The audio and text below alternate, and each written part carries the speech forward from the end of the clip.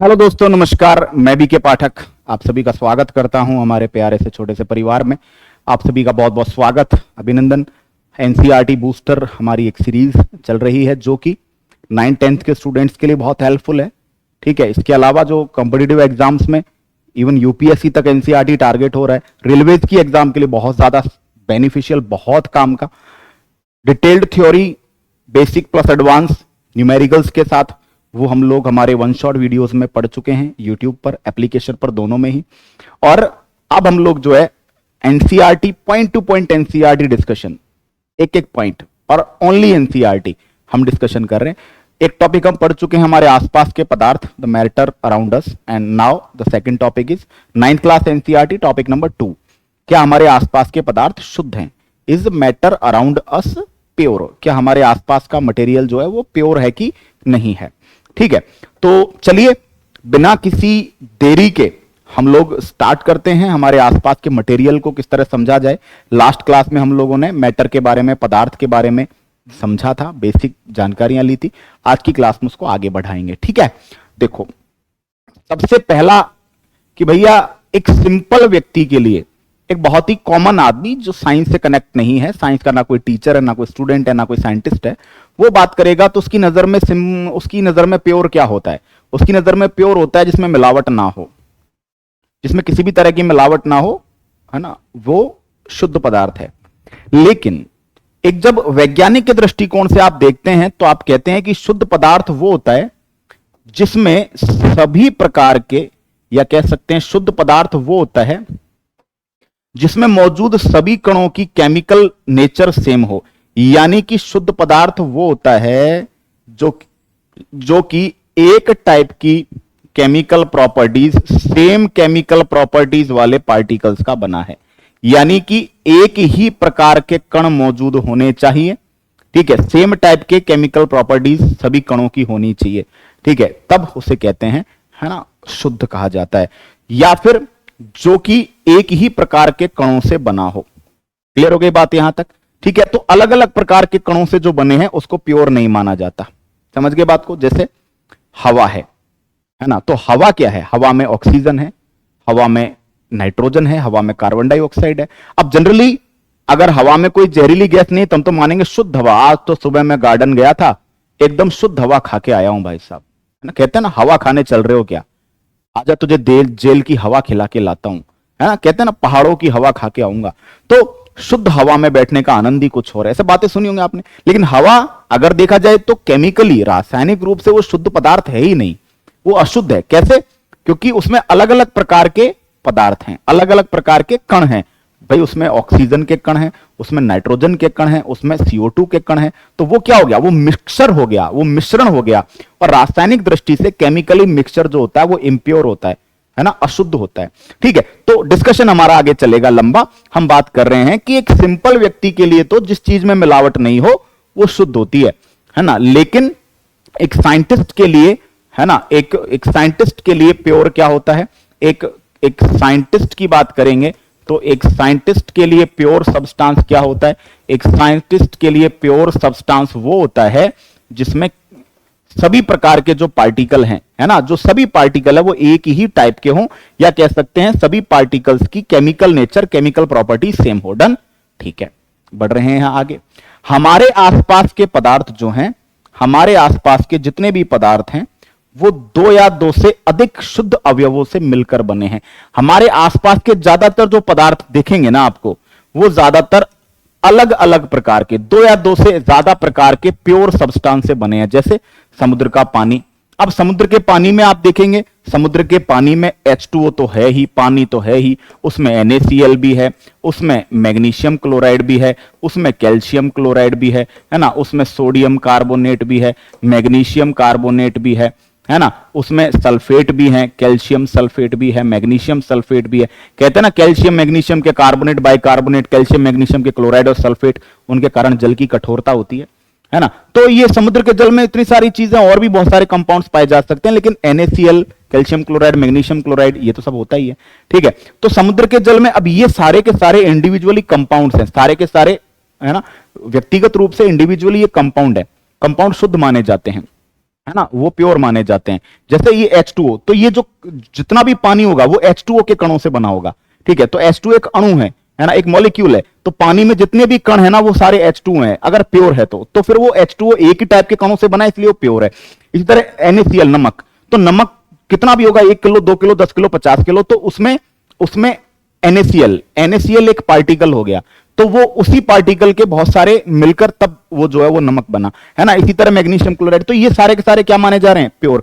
लेकिन इन सब का जो मिक्सचर बन गया, है ना, इन सब का क्या बन गया, मिक्सचर। अब इस मिक्सचर में मैं कुछ एक चीजें छोड़ रहा हूं, जैसे, है ना, ये कैल्शियम क्लोराइड, है ना, तो ये मेजरली मैं लिख के दे रहा हूं कि भाई ये जो है, ये सारे के सारे आप जो पढ़ रहे हो, ये सारे के सारे इंडिविजुअली प्योर हैं, क्योंकि ये सब कंपाउंड है और ये सब एक ही मॉलिक्यूल, एक ही कण, एक ही मॉलिक्यूल, एक ही अणु के रिपीटेशन से बने हैं, ठीक है। लेकिन इन सब का मिक्सचर बन गया समुद्र का जल। जितने भी टाइप के मिनरल्स होते हैं, उन मिनरल्स में भी क्या हो पाए जाते हैं, अलग अलग प्रकार के, क्योंकि उनको शुद्ध करना पड़ता है, तब जाके प्योर मिनरल निकाला जाता है, प्योर खनिज निकाला जाता है, उसमें अलग अलग प्रकार की इंप्योरिटीज होती है। इसी तरह मिट्टी, है ना, मिट्टी, इसी तरह आप बात करेंगे वायु। अब मैं एयर का एग्जांपल आपको ज्यादा बेटर समझा पाऊंगा, क्योंकि एयर में नाइट्रोजन है, एयर में ऑक्सीजन है, एयर में CO2 है, एयर में ऑर्गन है, ये तो होते ही हैं। अब नाइट्रोजन जो है ना, वो इंडिविजुअली, व्यक्तिगत रूप से कंपाउंड है, सॉरी, एक अणु है, मॉलिक्यूल है, और मॉलिक्यूल है तो नाइट्रोजन जितनी भी होगी वो उसी कणों की बनी होगी। इसी तरह CO2, कार्बन डाइऑक्साइड, कंपाउंड है, ठीक है, तो ये इसी टाइप के मॉलिक्यूल से बनी होगी। क्लियर। ऑक्सीजन है, ऑक्सीजन एक मॉलिक्यूल है। अब आपके दिमाग में यहीं से कहानी चल गई कि सर मॉलिक्यूल क्या होता है, कंपाउंड क्या होता है, एलिमेंट क्या होता है, ठीक है। ये चीज एनसीईआरटी ने क्लैरिफाई की है, बट मैं आपको आइडेंटिफिकेशन अपनी तरफ से बोनस सिखा रहा हूं। आइडेंटिफिकेशन का मतलब है कैसे पहचानोगे कौन कंपाउंड है, कौन मॉलिक्यूल है, कौन मिक्सचर है, कौन क्या है, कौन क्या है, कौन क्या है, समझे। तो पहले मैं आइडेंटिफिकेशन आपको दे रहा हूं कि आप कैसे पहचानेंगे, ठीक है।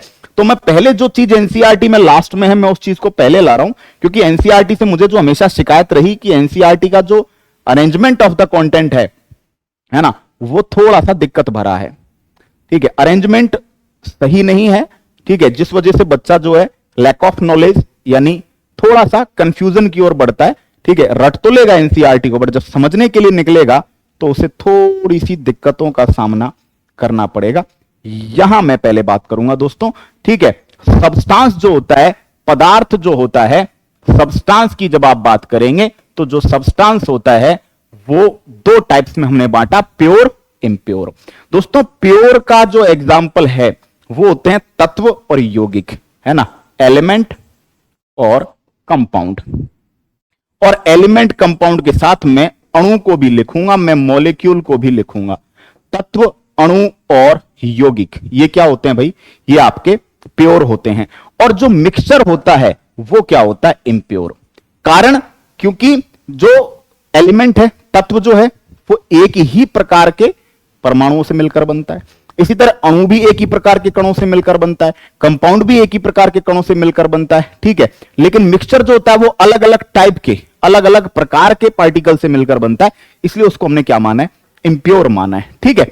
अब मैं आपके सामने आइडेंटिफिकेशन रखूंगा आगे, ठीक है, कि आप एलिमेंट, कंपाउंड, मिक्सचर, मॉलिक्यूल कैसे पहचानेंगे, ठीक है। देखिएगा, सबसे पहले मैं आपको बताने जा रहा हूं कि भैया आप सबसे पहले एक चीज ढूंढेंगे, पदार्थ। पदार्थ में आप सबसे पहले एक चीज ढूंढना कि जिसका फॉर्मूला लिखा जाए, फॉर्मूला, जिसका फॉर्मूला हो और जिसका फॉर्मूला नहीं हो।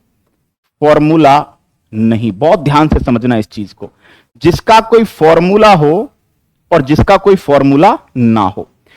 यदि फॉर्मूला लिखा जाएगा तो या तो वो अणु माना जाएगा और या वो माना जाएगा यौगिक। ध्यान रखना, जिन जिन के फॉर्मूले होते हैं वो या तो मॉलिक्यूल होते हैं, या तो वो अणु होते हैं, या वो कंपाउंड होते हैं, ठीक है। चलिए, क्लियर। अणु जो आपका होता है, ध्यान रखना इस बात को कि अणु जो आपका होता है उसमें सेम ही एटम का बना होता है, समान प्रकार के ही परमाणु होते हैं, साथ ही साथ डिफरेंट एटम भी हो सकते हैं, डिफरेंट एटम का भी हो सकता है, लेकिन फॉर्मूला लिखा जाएगा। जैसे same atom H2 hydrogen gas, दो एटम हाइड्रोजन के हैं, ऑक्सीजन गैस, दो एटम ऑक्सीजन के हैं, नाइट्रोजन गैस, जैसे कि ओजोन, है ना, O3। क्लियर। इनमें आप देखेंगे कि सेम एटम की जब बात करेंगे तो हाइड्रोजन गैस की जब आप बात करने के लिए जाएंगे, 1 सेकेंड में इसका जो बैकग्राउंड है उसके बैकग्राउंड को मैं ब्लैकिश जो है करने का विचार कर रहा हूं, क्योंकि यहां से बैकग्राउंड सॉलिड कलर और ब्लैक डन चलना। तो हमारी बातचीत क्या हो रही है भाई, ध्यान देना, हमारी बातचीत हो रही है कि सेम टाइप के होंगे तो H2 दो हाइड्रोजन, O2 दो ऑक्सीजन, नाइट्रोजन दो नाइट्रोजन, है ना, ओजोन, है ना, 3 दिए। अब डिफरेंट एटम होंगे तो जैसे H2O दो हाइड्रोजन एक ऑक्सीजन, CO2 एक कार्बन दो ऑक्सीजन, N2O दो नाइट्रोजन एक ऑक्सीजन, कार्बन मोनोऑक्साइड एक कार्बन एक ऑक्सीजन, है ना, H2SO4, है ना। तो ये अलग अलग प्रकार के हो गए। ये ध्यान रखना है कि ये जो अलग अलग प्रकार के जो हैं आप जो लिख रहे हो इनको, ये सारे के सारे यौगिक भी हैं, है ना। तो ये ध्यान रखना है आपको इस चीज का कि जिन जिन का फॉर्मूला लिखा जा रहा है वो सारे के सारे मॉलिक्यूल तो होते ही हैं, वो मॉलिक्यूल तो माने ही जाएंगे, लेकिन उनमें मॉलिक्यूल केवल उसको माना जाएगा जो H2O2 N2O3, मतलब जिसमें सेम टाइप के परमाणु हो। जिसमें अलग अलग प्रकार के परमाणु हो उसको मॉलिक्यूल के साथ साथ एक और कैटेगरी दे दी है कंपाउंड। ठीक है, यानी आपको एक चीज ध्यान रखनी है कि जितने भी कंपाउंड है ना, all compounds, all compounds are molecule, सभी के सभी यौगिक अणु भी होते हैं अपने आप में, ध्यान रखेंगे। पदार्थ जो होता है, सब्सटेंस जो होता है, अगर उसका फॉर्मूला है तो मॉलिक्यूल होगा 100%, लेकिन कंपाउंड तभी कहेंगे जब उसके फॉर्मूले में एक से ज्यादा परमाणु हो। समझ रहे हैं, एक से ज्यादा टाइप के परमाणु से बनाओ। जैसे अगर आपसे पूछ जाए H2 तो आप इसको सिंपल मॉलिक्यूल कहोगे, लेकिन आपसे पूछ जाए H2O तो आप कहोगे कि ये सर मॉलिक्यूल भी है और ये कंपाउंड भी है। इसको कंपाउंड ज्यादा बेटर है कहना। अगर फॉर्मूला नहीं है तो ध्यान रखना तत्व होगा, एलिमेंट होगा या मिक्सचर होगा। फॉर्मूला नहीं है तो एलिमेंट होगा या मिश्रण होगा। ठीक है, अब लेकिन एक चीज, एलिमेंट का फॉर्मूला तो नहीं है लेकिन संकेत होगा, सिंबल होगा। जैसे hydrogen H, carbon C, nitrogen N, oxygen O, phosphorus P, iodine, sulphur आदि। बोलो, इनका क्या होता है, सिंबल होता है। दूसरी बात, इनकी जो संख्या है वो 118 है पीरियोडिक टेबल में। और जो नए तत्व आ रहे हैं, ध्यान रखना, जो नए तत्व आ रहे हैं उनके नाम के पीछे, ज्यादातर के पीछे ईयम शब्द आता है। कैल्शियम, ये तो पुराना है, लेकिन रदरफोर्डियम, लिवर्मोनियम, निहोनियम, है ना, मॉस्कोवियम। तो ये जो ज्यादातर जो ईयम वर्ड, क्योंकि ये जनरली एलिमेंट्स हमें छोटे मोटे 30 तक तो याद होते हैं, लेकिन आगे के याद जनरली नहीं करता 10th क्लास तक का बच्चा। तो थोड़ा सा दिमाग में, जिनके नाम के पीछे ईयम आए वो सारे के सारे मोस्टली एलिमेंट होते हैं। मिक्सचर की बात करेंगे, ना तो सिंबल, ना तो कोई सिंबल है और ना ही फॉर्मूला है ना। तो मिक्सचर जो आता है उसका कोई सिंबल, कोई फॉर्मूला नहीं। दूध मिल्क का कोई फॉर्मूला नहीं, ब्लड का कोई फॉर्मूला नहीं, एयर का, वायु का कोई फॉर्मूला नहीं होता, है ना। मिक्सचर का कोई फॉर्मूला नहीं होता, दूध का कोई फॉर्मूला नहीं है, ब्लड का कोई फॉर्मूला नहीं है, नींबू पानी का कोई फॉर्मूला नहीं है, लेमन वाटर का कोई फॉर्मूला नहीं है। तो जिसका कोई फॉर्मूला, कोई सिंबल नहीं होता, है ना, तो आपके पहचानने का तरीका, सबसे पहले ये चीज दिमाग बैठाइए, आप कैसे पहचानेंगे, है ना। जिसका फॉर्मूला है, ग्लूकोज, है ना, जैसे ग्लूकोज फॉर्मूला है, क्या फॉर्मूला है सर, C6H12O6। मैंने कहा नमक, NaCl, है ना, नमक फॉर्मूला है। ठीक है, सल्फ्यूरिक अम्ल H2SO4 फॉर्मूला है। अब फॉर्मूले में अगर ओनली एक ही टाइप दिख रहा है, 2 hydrogen, 2 oxygen, 2 nitrogen, 3 oxygen, sulphur जो होता है S8 के रूप में मिलता है, फास्फोरस P4 के रूप में मिलता है। तो जब ये S8 P4 के रूप में मिल रहे हैं, है ना, तो इनको क्या माना जाएगा, इनको अणु की फॉर्म में लिया जाएगा। लेकिन अणु की फॉर्म में होते हैं तो सल्फर 8 एटम रखता है, फास्फोरस P4 एटम रखता है 4, है ना। लेकिन जब डिफरेंट एटम्स पाए जाएं फॉर्मूले में, जैसे ग्लूकोज देखो, कार्बन 6, हाइड्रोजन 12, ऑक्सीजन 6, है ना, NaCl अलग अलग, तो ये क्या हो गया, ये हो गया दोस्तों, ये आपका क्या हो गया, ये आपका मॉलिक्यूल के साथ साथ कंपाउंड भी है। तो कंपाउंड ज्यादा बेटर है कहना। ठीक है, एलिमेंट की खास बात है सिंबल 118 है पीरियोडिक टेबल में, और नए एलिमेंट्स के नाम के पीछे ईएम। अब hydrogen, carbon, oxygen, gas word लगा दे पीछे, हाइड्रोजन गैस, नाइट्रोजन गैस, ये वगैरह वगैरह, तो ध्यान रखना है। लेकिन गैसेस में भी एक चीज ध्यान रखनी है कि जो इनर्ट गैसेज हैं, जो अक्रिय गैसेज हैं, अक्रिय गैसें, inert gases, helium, neon, argon, krypton, xenon, radon, है ना, ये सारे के सारे तत्व होते हैं। क्यों होते हैं, क्योंकि ये किसी से रिएक्शन नहीं करते हैं, है ना, ये किसी से भी रिएक्शन नहीं करते हैं, क्लियर, ये शुद्ध पाए जाते हैं। अब शुद्ध अशुद्ध की बात मैं आगे डिस्कस करूंगा। डन। पहली बात इस चीज को समझिए, पदार्थ जिसका फॉर्मूला है वो अणु और यौगिक होगा। अणु, यौगिक, अणु, मॉलिक्यूल, कंपाउंड, दोनों ही मॉलिक्यूल है देखा जाए, लेकिन कंपाउंड केवल उसको कहेंगे जिसके फॉर्मूले में अलग अलग टाइप के एटम है। डन। नेक्स्ट एलिमेंट, एलिमेंट में एक तो सारे के सारे एलिमेंट पीरियोडिक टेबल में तो inert gases helium, neon, argon, krypton, xenon, radon, ये ग्रुप 18 के एलिमेंट्स हैं, अक्रिय गैस हैं, ये इसमें आ गई। बाकी की जो गैसेस हैं, hydrogen gas, nitrogen gas, oxygen gas, ozone gas, है ना, ये सारे के सारे कंपाउंड में आते हैं। लेकिन हीलियम गैस, नियोन गैस, कई बच्चा रट लेता है कि जितनी भी गैसेज हैं वो सारे के सारे, है ना, जो है मॉलिक्यूल्स। नहीं, ऐसा नहीं है, ठीक है।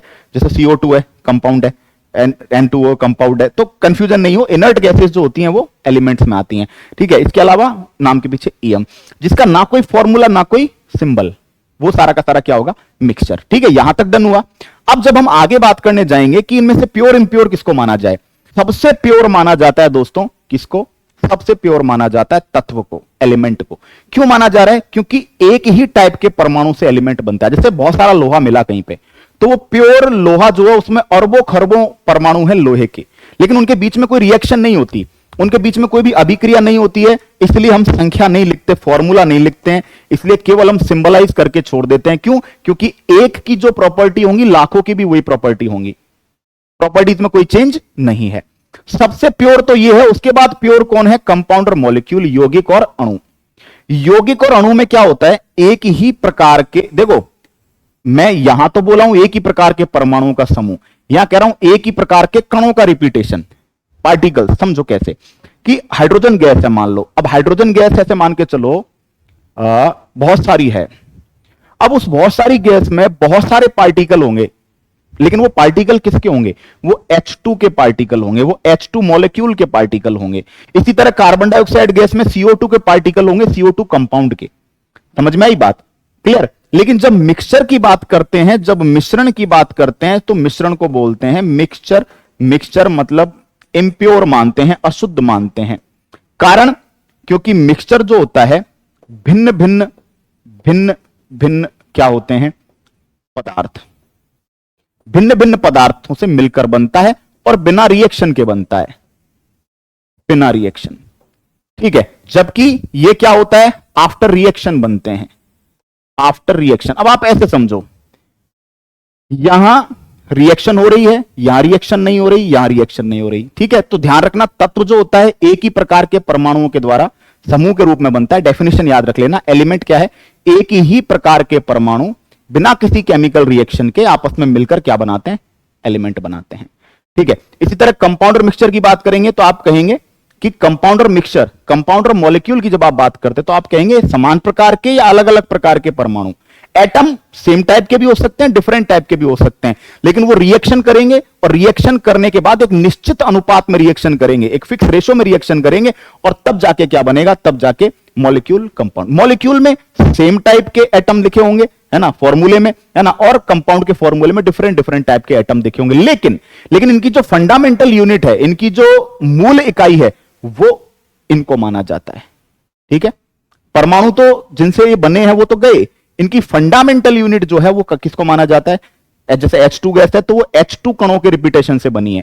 CO2 गैस है तो CO2 गैस का जो पूरा जितना भी भंडार आपके पास है वो CO2 पार्टिकल्स के रिपीटेशन से बना है ना। लेकिन जब मिक्सचर की बात करते हैं तो मिक्सचर जो होता है अलग अलग प्रकार के पदार्थों से बिना रिएक्शन के, बिना किसी रेशो में, नो फिक्स रेशो, कोई फिक्स रेशो नहीं है, कोई फिक्स प्रॉपर्टी नहीं है ना, और वो बिना रिएक्शन के बन रहा है, ठीक है। जैसे नींबू पानी, है ना। अब नींबू पानी जो आप एग्जांपल ले रहे हैं, ठीक है, तो नींबू पानी में आपने नींबू लिया, पानी लिया, ठीक है। अब कुछ भी डाल सकते हो, है ना। नींबू पानी में शक्कर कम ज्यादा की जा सकती है, नींबू कम ज्यादा किया जा सकता है, पानी कम ज्यादा किया जा सकता है, कोई फिक्स रेशो नहीं है, कोई रिएक्शन नहीं है। आपके मन करे काली मिर्च डाल दो, आपके मन करे काला नमक डाल दो, सेंधा नमक डाल दो, है ना, कुछ भी डाल दो, समझ गए। तो मिक्सचर में किसी भी प्रकार का कोई फिक्सेशन नहीं है, किसी भी प्रकार की कोई निश्चितता नहीं है, कोई डिटर्मिनेशन नहीं है चीजों का। सब कुछ आप कह सकते हैं, सब कुछ जो है वो वेरिएबल है, कुछ भी बदल सकता है मिक्सचर के अंदर, समझे, ये डिफरेंस है। तो एलिमेंट सबसे शुद्ध, कंपाउंड और मॉलिक्यूल शुद्ध, है ना, और मिश्रण अशुद्ध। यहां तक क्लियर हो गया होगा अच्छे से, ठीक है, अब मैं बढ़ूंगा आगे, उसके बाद इनको वापस एक बार और समझेंगे। ठीक है, चलो अब बात करेंगे। सबसे पहले मिश्रण को डिस्कस किया है। मिक्सचर एक या एक से अधिक शुद्ध तत्वों या यौगिकों से मिलकर बना होता है। एक या एक से ज्यादा प्योर एलिमेंट्स हो सकते हैं, प्योर एलिमेंट्स या कंपाउंड्स। जनरली एनसीईआरटी ने मॉलिक्यूल की चर्चा नहीं की है, यौगिकों को भी मॉलिक्यूल ही डिस्कस किया उन्होंने, है ना।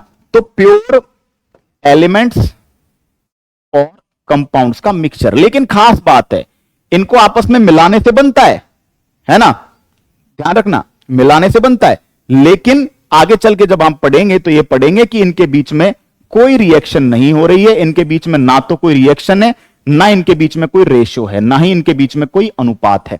क्लियर। तो आप मिक्सचर की परिभाषा पढ़ते हैं तो आप कहेंगे एक ही प्रकार के या अलग अलग प्रकार के शुद्ध तत्व या यौगिकों को अलग अलग रेशियो में, है ना, और बिना किसी रिएक्शन के आपस में मिला दिया जाए तो क्या बनेगा, मिक्सचर बनेगा। ठीक है, जैसे जल में NaCl घोला, नमक।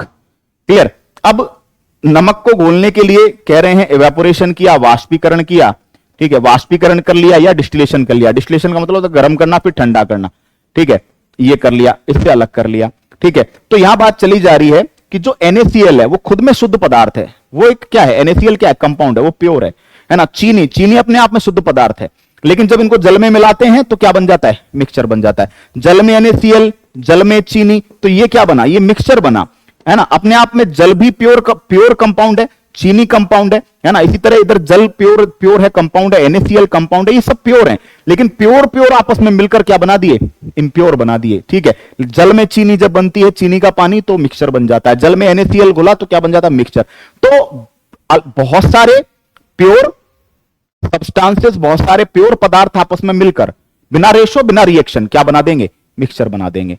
कहा था आपको, हवा, हवा में नाइट्रोजन गैस प्योर है, ऑक्सीजन गैस प्योर है, ऑर्गन प्योर है। ठीक है, सब प्योर है, लेकिन CO2 प्योर है। लेकिन जब उनको आपस में मिला दिया तो बन गया इम्प्योर, क्योंकि वो बन गया मिश्रण।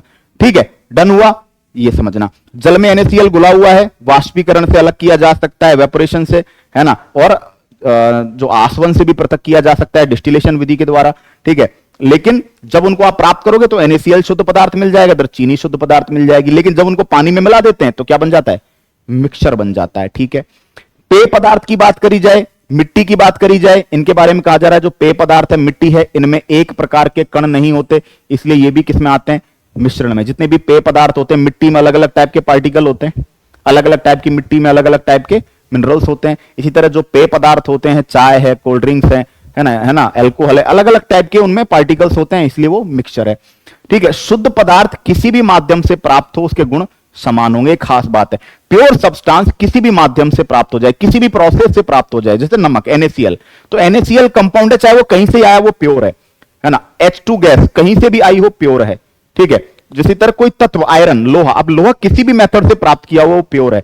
तो प्योर पदार्थ किसी भी माध्यम से प्राप्त किया जाए वो सेम प्रॉपर्टी रखेंगे और वो प्योर ही माने जाएंगे, उनमें समान प्रॉपर्टीज होंगी। ऐसा नहीं है अलग अलग मेथड से प्राप्त करने पर अलग अलग टाइप की प्रॉपर्टीज जनरेट हो जाएं। ठीक है, चलिए दोस्तों, हमारी मोबाइल एप्लीकेशन साइंस मंत्रा, जहां पर सारे के सारे कोर्सेज आपको अवेलेबल होंगे।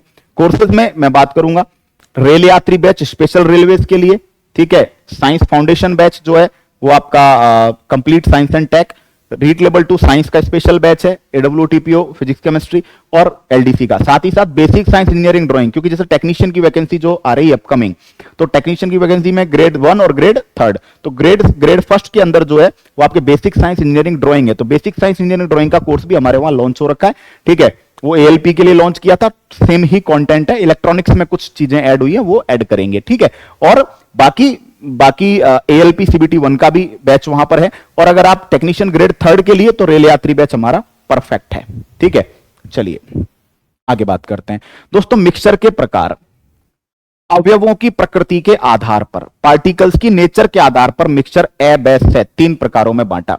पहला, पानी में CuSO4 मिलाया, दूसरा CuSO4 में KMnO4 मिलाया, और तीसरा CuSO4 में NaCl मिलाया, नमक मिलाया। ठीक है, क्लियर हो गई बात यहां तक। चलो, जब हम बात करेंगे सबसे पहले ये वाला, तो पानी में जब CuSO4 मिलता है तो विलयन जो होता है इसका कलर ये पूरी तरह घुल जाता है, नीले रंग का विलयन बनाता है। तो ऐसा जो मिक्सचर होता है उसे ट्रू सॉल्यूशन या ऐसे मिश्रण को समांगी मिश्रण कहते हैं। क्या बोलते हैं? समांगी मिश्रण। होमोजीनस, जिसमें अच्छे से चीज घुल जाए, बाद में उनको अलग अलग पहचाना नहीं जा सके। ठीक है, तो जल में कॉपर सल्फेट मिलाते हैं, एनसीईआरटी की एक्सरसाइज है, पानी में कॉपर सल्फेट मिलाते हैं तो इनका पूरा पूरा पानी नीले रंग का हो जाता है और मिश्रण ऐसा बन जाता है पूरी तरह घुला हुआ। लेकिन जब CuSO4 KMNO4 और CuSO4 NaCl को मिलाते हैं तो विषमांगी मिश्रण बनता है। अब ये समांगी विषमांगी हम डिस्कस करेंगे। हेट्रोजीनस, भाई हेट्रोजीनस, समांगी मिश्रण, विषमांगी मिश्रण। ठीक है, चलिए सबसे पहले ए जो है वो समांगी मिश्रण है। समांगी मिश्रण क्या होता है? समांगी मिश्रण वो होता है जिसमें घटकों को, पार्टिकल्स को, घटकों को पहचाना नहीं जा सके, पहचाना नहीं जा सके, पहचाना नहीं जा सके, या कह सकते हैं जो पार्टिकल्स का वितरण एक समान हो, डिस्ट्रीब्यूशन एक समान हो। जैसे समझो पानी में आपने नमक मिलाया, पानी में चीनी मिलाई, अब मिलने के बाद मुझे बता दो नमक पहचान सकते हो कहां है? पानी, पानी तो दिख ही रहा है, पानी में नमक पहचाना जा सकता है, चीनी पहचानी जा सकती है। हवा में पहचान पा रहे हो O2 कहां है, CO2 कहां है, नाइट्रोजन कहां है, ऑर्गन कहां है? नहीं। तो ऐसा मिक्सचर जिसमें पार्टिकल्स को अलग अलग आइडेंटिफाई नहीं किया जा सके, विषमांगी मिक्सचर, बे और से, ऑप्शन बे और से जो है वो विषमांगी है। और विषमांगी में क्या कर सकते हैं? घटकों को पहचाना जा सकता है, घटकों का आइडेंटिफिकेशन पॉसिबल है, घटकों को आइडेंटिफाई किया जा सकता है, या कह सकते हैं वितरण असमान होगा। समझाता हूं कैसे। जैसे पानी में रेत, अब पानी में रेत जब आपने मिलाया तो भैया रेत अलग दिखेगी, पानी अलग दिखेगा, अलग अलग पहचान पा रहे हैं। नमक और लोहे का बुरादा आपस में मिलाएंगे, लोहे का बुरादा नीचे बैठ जाएगा। नमक और सल्फर, यहां पर भी सेम काम होगा, अलग अलग दिखेंगे दोनों। पानी में तेल, पानी अलग दिखता है, तेल की लेयर अलग दिखती है। और जो कोलोइडल सॉल्यूशन होते हैं, आगे चल के इनको डिस्कस करेंगे, जो कोलाइडल सॉल्यूशन होते हैं, निलंबन विलयन होते हैं। देखो ये जो वास्तविक विलयन जितने भी होते हैं, ट्रू सॉल्यूशन, वास्तविक विलयन जो होते हैं, ट्रू सॉल्यूशन, ट्रू, ये जो ट्रू सॉल्यूशन होते हैं वो सारे के सारे समांगी होते हैं। और जो कोलॉइड सॉल्यूशन और सस्पेंशन सॉल्यूशन होते हैं, कोलाइडी विलयन, कोलॉइड और सस्पेंशन, आगे चल के इनको देखने वाले हैं आज ही की क्लास में। कोलाइडी विलयन और निलंबन विलयन जो होते हैं वो आपके कैसे होते हैं, ध्यान रखना। कोलाइडी विलयन और निलंबन, कोलाइडी और निलंबन विलयन जो होते हैं वो आपके होते हैं क्या? वो आपके होते हैं, है ना, विषमांगी में। तो समांगी, विषमांगी। समांगी जो कैसे हो बताओ? जो आपके एकदम एक जैसे दिखने लग जाए, एकदम पूरी तरह घुल जाए। समांगी अलग अलग पहचाना ही नहीं जा पा रहा, वितरण एक समान है पार्टिकल्स का, डिस्ट्रीब्यूशन एक समान है ना, उसको बोलते हैं समांगी। और विषमांगी में वितरण क्या हो जाता है? अलग अलग हो जाता है। ठीक है, चलिए अब मैं यहां पर पहले समांगी विषमांगी में क्लासिफिकेशन जो है कर देता हूं। देखो, जब आप बात करते हैं वास्तविक विलयन, ट्रू सॉल्यूशन, वास्तविक विलयन, वास्तविक विलयन को बोलते हैं ट्रू सॉल्यूशन, ट्रू सॉल्यूशन। दूसरा होता है कोलाइडी विलयन, कोलोइडल सॉल्यूशन, कोलाइडी विलयन। और तीसरा होता है निलंबन विलयन, निलंबन विलयन, सस्पेंशन। तीनों का एनसीईआरटी ने एक साथ जो है कंपैरिजन किया नहीं है, मैं करके दे रहा हूं आपको, देखना। सबसे पहले वास्तविक विलयन वे होते हैं जिनमें ये समांगी होते हैं। कोलाइडी विलयन दिखते समांगी हैं, होते विषमांगी हैं। दिखने में समांगी हैं लेकिन होते विषमांगी हैं। कैसे? कि जब इनको रखा जाता है थोड़े समय तक, तब आपको फील होता है कि इनमें दो अलग अलग टाइप के पार्टिकल हैं। निलंबन विलयन जो होते हैं वो विषमांगी ही होते हैं, दिखते भी विषमांगी हैं, होते भी विषमांगी हैं। वास्तविक विलयन जो आपका होता है, इसमें पार्टिकल्स का साइज 1 नैनोमीटर से छोटा, बहुत छोटा साइज होता है पार्टिकल्स का, इसीलिए अलग अलग नहीं पहचान पाते। यहां बात करेंगे 1 नैनोमीटर से 1000 नैनोमीटर के बीच, और यहां बात करते हैं 1000 नैनोमीटर से बड़ा साइज होता है पार्टिकल्स का सस्पेंशन में। ठीक है, यहां बात करते हैं 1 नैनोमीटर से छोटा है, इसलिए नग्न आंखों से, नेकेड आइज से नहीं देख सकते। इनके पार्टिकल्स को नेकेड आइज से नहीं देखा जा सकता, इनके पार्टिकल्स को नेकेड आइज से देखा जा सकता है। डन। नेक्स्ट बात करते हैं समांगी विलयन में कण जो होते हैं पात्र में नीचे नहीं बैठते, पात्र में नीचे नहीं बैठते।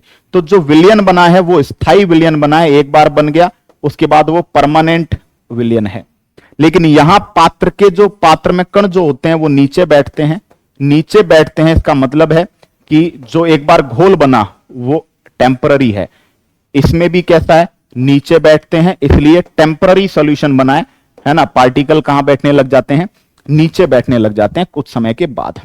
नेक्स्ट यहां बात करेंगे पार्टिकल्स को, है ना, वास्तविक विलयन। यहां पर जो प्रकाश का पथ है वो दिखाई नहीं देता। जब प्रकाश का पथ गुजरता है तो प्रकाश का पथ नहीं दिखता, प्रकाश का पथ नहीं दिखता, लेकिन यहां पर प्रकाश का जो पथ है वो दिखता है, और यहां पर भी प्रकाश का जो पथ है वो दिखता है। और जो दिखता है इसको ध्यान रखना, इसको बोलते हैं टिंडल इफेक्ट, टिंडल प्रभाव। और टिंडल प्रभाव किस कारण है कि जो पार्टिकल के कण हैं वो प्रकाश को स्कैटर कर देते हैं, प्रकीर्णन कर देते हैं, स्कैटर।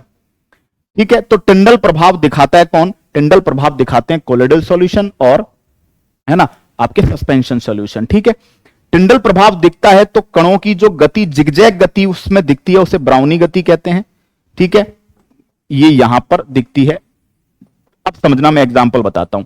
कमरे में कोई रोशनदान होता है, खिड़की होती है, एक छोटा सा छेद होता है, उससे आप देखेंगे कि अचानक से उससे जब लाइट आ रही होती है कमरे में तो उसका पूरा पूरा बीम दिखता है, और उस बीम में डस्ट पार्टिकल जो होते हैं, धूल के कण जो होते हैं वो ऐसे ऐसे गति करते रहते हैं, उस गति को बोलते हैं ब्राउनियन मोशन। उसको बताया था रॉबर्ट ब्राउन ने, और जो इफेक्ट है स्कैटरिंग वाला, प्रकीर्णन वाला, उसको टिंडल ने बताया था, इसलिए उसको टिंडल इफेक्ट बोलते हैं। ठीक है, समांगी 1 नैनोमीटर से छोटा, नग्न आंखों से नहीं देख सकते, नहीं देख सकते, देख सकते हैं, पात्र में कण नीचे नहीं बैठते, बैठते हैं, बैठते हैं, प्रकाश का पथ नहीं दिखता, दिखता है, दिखता है। एग्जाम्पल, नींबू पानी, सोडा वाटर, पानी CuSO4, ये कैसे मिश्रण है ना, ये वास्तविक विलयन है ना। कोलाइडी विलयन की बात करते हैं, दिखते समांगीय, होते विषमांगीय। ध्यान रखना, दूध, रक्त, धुंध, कोहरा, बादल, जेल, मक्खन, पनीर, ये आगे चल के इनका क्लासिफिकेशन भी है, वो भी डिस्कस करेंगे, है ना। और निलंबन में पानी में रेत, है ना, पानी में चूना। ठीक है, ये इनमें क्या होता है, ये नीचे बैठ जाएंगे, जैसे और निलंबन के भी। ठीक है, निलंबन के एग्जाम्पल की बात करी आपने। ठीक है, तो निलंबन के एग्जाम्पल में जैसे आपने लिक्विड के अंदर आपने कोई भी सॉलिड ऐसा मिलाया, द्रवों में आपने कोई ऐसा सॉलिड मिलाया जो नीचे बैठ रहा है ना, नीचे बैठ रहा है, तो वो आपका क्या बन जाएगा, निलंबन बन जाएगा। ठीक है, और वो दिख रहा है अलग से, क्लियर दिख रहा है आपको, तो वो निलंबन बन जाएगा। ठीक है, तो हम बात कर रहे हैं वास्तविक विलयन, कोलाइडी विलयन, निलंबन विलयन, है ना। अब इनको आगे डिस्कस करेंगे, देखिएगा। विलयन, 2 या 2 से अधिक पदार्थों का समांगी। अब ये विलयन किसकी बात चल रही है, वास्तविक विलयन को ही एनसीईआरटी विलयन लिख रही है जगह जगह। वास्तविक विलयन, ट्रू सॉल्यूशन को ही उन्होंने बार बार विलयन लिखा है, वास्तविक विलयन, ट्रू सॉल्यूशन। तो ट्रू सॉल्यूशन की प्रॉपर्टीज वापस यहां हम डिस्कस करेंगे। देखिए, 2 या 2 से अधिक पदार्थों का समांगी, मैंने कहा है समांगी है नींबू पानी, सोडा वाटर एग्जाम्पल है। ये कहा है, जनरली हम सोचते हैं, जनरली हम ऐसा सोचते हैं कि भैया तरल पदार्थ जो होते हैं विलयन उन्हें माना जाता है जिसमें तरल के अंदर ठोस, तरल में द्रव और तरल में गैस। तरल बोला जाता है लिक्विड गैस दोनों को, लिक्विड गैस दोनों को। तो जब लिक्विड या गैस में कोई सॉलिड, लिक्विड या गैस मिले हुए हो तो हम उसे क्या मान लेते हैं, विलयन मान लेते हैं। लेकिन ध्यान रखना, ठोस ठोस का विलयन भी है और गैस गैस का विलयन भी है ना। सॉलिड ठोस ठोस का विलयन होती है मिश्र धातुएं, और गैस गैस का विलयन होती है वायु, है ना। तो ये भी ध्यान रखना, जो मिश्र धातुएं हैं, जो वायु हैं, वो आपके वास्तविक विलयन में पड़ी जाती हैं, वो है ना ट्रू सॉल्यूशन में पड़ी जाती हैं। वास्तविक विलयन के अंदर उनको पढ़ते हैं, क्यों, क्योंकि उनमें घटकों को अलग अलग पहचाना ही नहीं जा पा रहा, समांगी है ना, गैसों को अलग अलग नहीं पहचाना पा रहा। ठीक है, तो समांगी। ठीक है, तो ध्यान रखेंगे, वास्तविक विलयन 2 या 2 से अधिक प्रकार के पदार्थों का समांगी मिश्रण होगा। पानी हो गया, सोडा वाटर हो गया, नींबू पानी हो गया। जनरली हम सोचते हैं कि विलयन कब बनता है, जब किसी तरल पदार्थ में द्रव या गैस में ठोस, द्रव या गैस मिलाए होते हैं। लेकिन ऐसा नहीं है, जरूरी नहीं हमेशा हमेशा लिक्विड में ही चीजें मिले। जनरली लिक्विड ही कंसीडर करते हैं तरल को, कि भाई लिक्विड में सॉलिड मिला हुआ हो, लिक्विड में लिक्विड या लिक्विड में गैस। लेकिन नहीं, ध्यान रखना है, सॉलिड में सॉलिड का भी विलयन है जिसको मिश्र धातु कहते हैं, और गैस में गैस का भी विलयन है, वायु। तो पूछा जाए वायु क्या है, गैसीय विलयन है ना। मिश्र धातु क्या है, ठोस में ठोस का विलयन है। ठीक है, तो ये यहां तक डिस्कशन हमारा रहा। एग्जाम्पल्स ही की है, यहां पर एग्जाम्पल्स ही प्रमुख चीज है। आगे मिश्र धातुएं। दोस्तों अलॉय, अलॉय के बारे में क्या कहा है? धातुओं का समांगी मिश्रण है, ठीक है। अवयवों को भौतिक फिजिकल प्रोसेस के द्वारा अलग नहीं कर सकते, फिर भी इन्हें मिश्रण ही माना जाता है। क्यों माना जाता है? क्योंकि ये अपने अवयवों के ही गुण दर्शाते हैं, इनके गुणों में कोई नया परिवर्तन नहीं आता। तो इनके पार्टी देखो हो एक गए, जैसे कॉपर और जिंक को मिलाकर पीतल बन जाता है। कॉपर 70%, जिंक आपका 30% और मिल जाता है पीतल। क्या बन गया? पीतल। लेकिन ये जो पीतल है ना, ये प्रॉपर्टीज कॉपर और जिंक दोनों की दिखाता है। क्लियर? कोई नई प्रॉपर्टी जनरेट नहीं की, इसलिए हम इस कॉपर और जिंक का जो पीतल है ना, इसको किसी एक यूनिट से बना हुआ नहीं मान सकते। समझो मेरी बात को, जैसे समझो एक हाइड्रोजन मिले, H2 बन गया। अब ये H2 जो है ना, ये H2 जैसी प्रॉपर्टी दिखा रहा है, ना कि H और H जैसी। इनकी प्रॉपर्टीज में चेंज है, इसलिए हम यूनिट H2 को मान रहे हैं यहां पर, समझे? इसलिए हम इसको शुद्ध मान रहे हैं। क्यों? क्योंकि ये H2 कण का रिपीटेशन है ना कि H और H का। बात समझ पा रहे हैं? जैसे समझना, फॉर एग्जाम्पल हमारे पास एग्जाम्पल हुआ C और O2। कार्बन कठोर होता है, सॉलिड होता है, ऑक्सीजन आपके गैस होती है, CO2 बन गया, है ना। अब ये दोनों की प्रॉपर्टी से हटकर प्रॉपर्टी ये दिखा रहा है, तो CO2 जितनी भी होगी उसकी प्रॉपर्टी इसके जैसी होगी, है ना। इसीलिए हम कह रहे हैं कि ये CO2 का रिपीटेशन है, तब जाकर एक भंडार बना CO2 गैस का, है ना। इस वजह से हम इनको शुद्ध पदार्थ मानते हैं। लेकिन मिश्रण में चूंकि दिख एक जैसा रहा है हमें भले ही, लेकिन उसके बावजूद भी उसकी जो प्रॉपर्टीज है वो दो अलग अलग चीजों से आ रही है ना। इसलिए हम इसे क्या मानते हैं? अशुद्ध ही मानते हैं, और मिश्रण में इसे पढ़ा जाता है, कंपाउंड नहीं मानते, ठीक है। मिश्र धातु, धातुओं का समांगी मिश्रण। आगे इसके बाद जब मिश्रण को आगे पढ़ते हैं, तो मिश्रण जो होता है या विलयन जो होता है वो दो प्रकार की चीजों से बनता है। जो कम मात्रा में होता है उसे विलेय कहते हैं, जो ज्यादा मात्रा में होता है उसे विलायक कहते हैं, है ना। जिसे घोला जाए, जिसे घोला जाता है उसे विलेय कहते हैं, जिसे घोला जाए उसे विलेय कहते हैं, और जिसमें घोला जाए उसे कहते हैं विलायक। जिसे घोला जा रहा है वो विलेय है, जिसमें घोला जाता है विलायक। अब एनसीईआरटी के एग्जांपल, चीनी को घोलते हैं पानी में। चीनी को किसमें घोलते हैं भाई? पानी में हम घोलते हैं, ठीक है। चीनी को जब पानी में घोल रहे हो तो आप देख रहे हो, ठीक है, कि भैया 1 सेकेंड, चीनी को जब हम पानी में घोलते हैं तो हम क्या पाते हैं? चीनी को पानी में घोलते हैं तो हम पाते हैं कि पानी वहां विलायक है, ज्यादा मात्रा में है, चीनी कम होती है। टिंचर आयोडीन, दोस्तों टिंचर आयोडीन एक एंटीसेप्टिक है, ध्यान रखना, एंटीसेप्टिक है, पूतिरोधी है ना। त्वचा पर लगाया जाता है संक्रमण रोकने के लिए टिंचर आयोडीन। तो टिंचर आयोडीन में अल्कोहल में आयोडीन होता है, तो अल्कोहल वहां विलायक है, आयोडीन वहां विलेय है। इसी तरीके से जो वात युक्त पेय है, ये क्वेश्चन बहुत है, एरिएटेड ड्रिंक। एरिएटेड ड्रिंक का मतलब है हवा भरे हुए ड्रिंक्स, हवा भरी हुई का मतलब जैसे सोडा वाटर है, जैसे कोल्ड ड्रिंक्स। अब आप देखते हैं जब उनको आप हिला के छोड़ते हैं तो उनमें तेजी से झाग बनने लगते हैं, और वो बहुत प्रेशर से निकलती है, जैसे ढक्कन खोलते हैं, है ना। क्यों? क्योंकि उसमें हाई प्रेशर पर CO2 गैस भरी हुई होती है। तो वहां पर पानी जो होता है वो विलायक होता है, CO2 गैस वहां विलेय की फॉर्म में होती है। जितने भी वात युक्त, वात का मतलब है हवा युक्त, हवा का मतलब वहां CO2 गैस भरी हुई होती है हाई प्रेशर पे, तो वहां पानी विलायक है और CO2 वहां विलेय है। इसी तरह हवा में सबसे ज्यादा कंटेंट किसका है? 78% नाइट्रोजन का, तो नाइट्रोजन विलायक है, बाकी सारी गैसेस वहां पे विलेय है। तो ज्यादा मात्रा में विलायक, कम मात्रा में विलेय। डन? ठीक है, आगे चलते हैं सर। आगे चलते हैं, विलयन के क्या क्या गुण हैं, जो वास्तविक विलयन के गुण क्या क्या हैं। तो हमने पहले ही डिस्कस किया था, वास्तविक विलयन समांगी होता है, कण 1 नैनोमीटर से छोटे होते हैं, प्रकाश का पथ दिखता नहीं है ना। प्रकाश के जो विलयन के कण होते हैं प्रकाश को बिखेरते नहीं है, तो टिंडल प्रभाव यहां पे नहीं होता, टिंडल प्रभाव यहां पे नहीं होता, ब्राउनी गति भी यहां पर नहीं होती है। फिर हमने कहा पात्र के कण छाना नहीं जा सकता, ठीक है। विलेय के कण नीचे नहीं बैठते, इसलिए विलयन कैसा माना जाता है? स्थायी। ये कौन से विलयन की बात चल रही है? वास्तविक विलयन की बात चल रही है, ट्रू सॉल्यूशन। क्योंकि विलयन को एनसीईआरटी ने, वास्तविक विलयन को, ट्रू सॉल्यूशन को विलयन लिखा है, ठीक है। चलो फिर डिस्कस करेंगे आगे। सांद्रता, कंसंट्रेशन। दोस्तों सांद्रता के आधार पर अगर बात करें तो विलयन दो तरह के होते हैं, पतला गाढ़ा, तनु सांद्र, और एक टर्म है संतृप्त, सैचुरेटेड। समझना, यह कहा गया है, एनसीईआरटी ने कहा है कि किसी भी पदार्थ की, ठीक है, किसी भी निश्चित ताप पर किसी भी पदार्थ में, किसी भी विलयन में, विलायक में विलेय उतना ही घुल सकता है जितनी विलयन की क्षमता हो। यानी कि एक फिक्स टेम्परेचर पर, ध्यान रखना इस बात को, एक फिक्स टेम्परेचर पर किसी भी सॉल्वेंट में, किसी भी विलायक में, किसी भी पदार्थ की एक फिक्स मात्रा ही घुल सकती है, उससे ज्यादा नहीं घुल सकती। डन है, बात समझ में आई? ठीक है, क्लियर।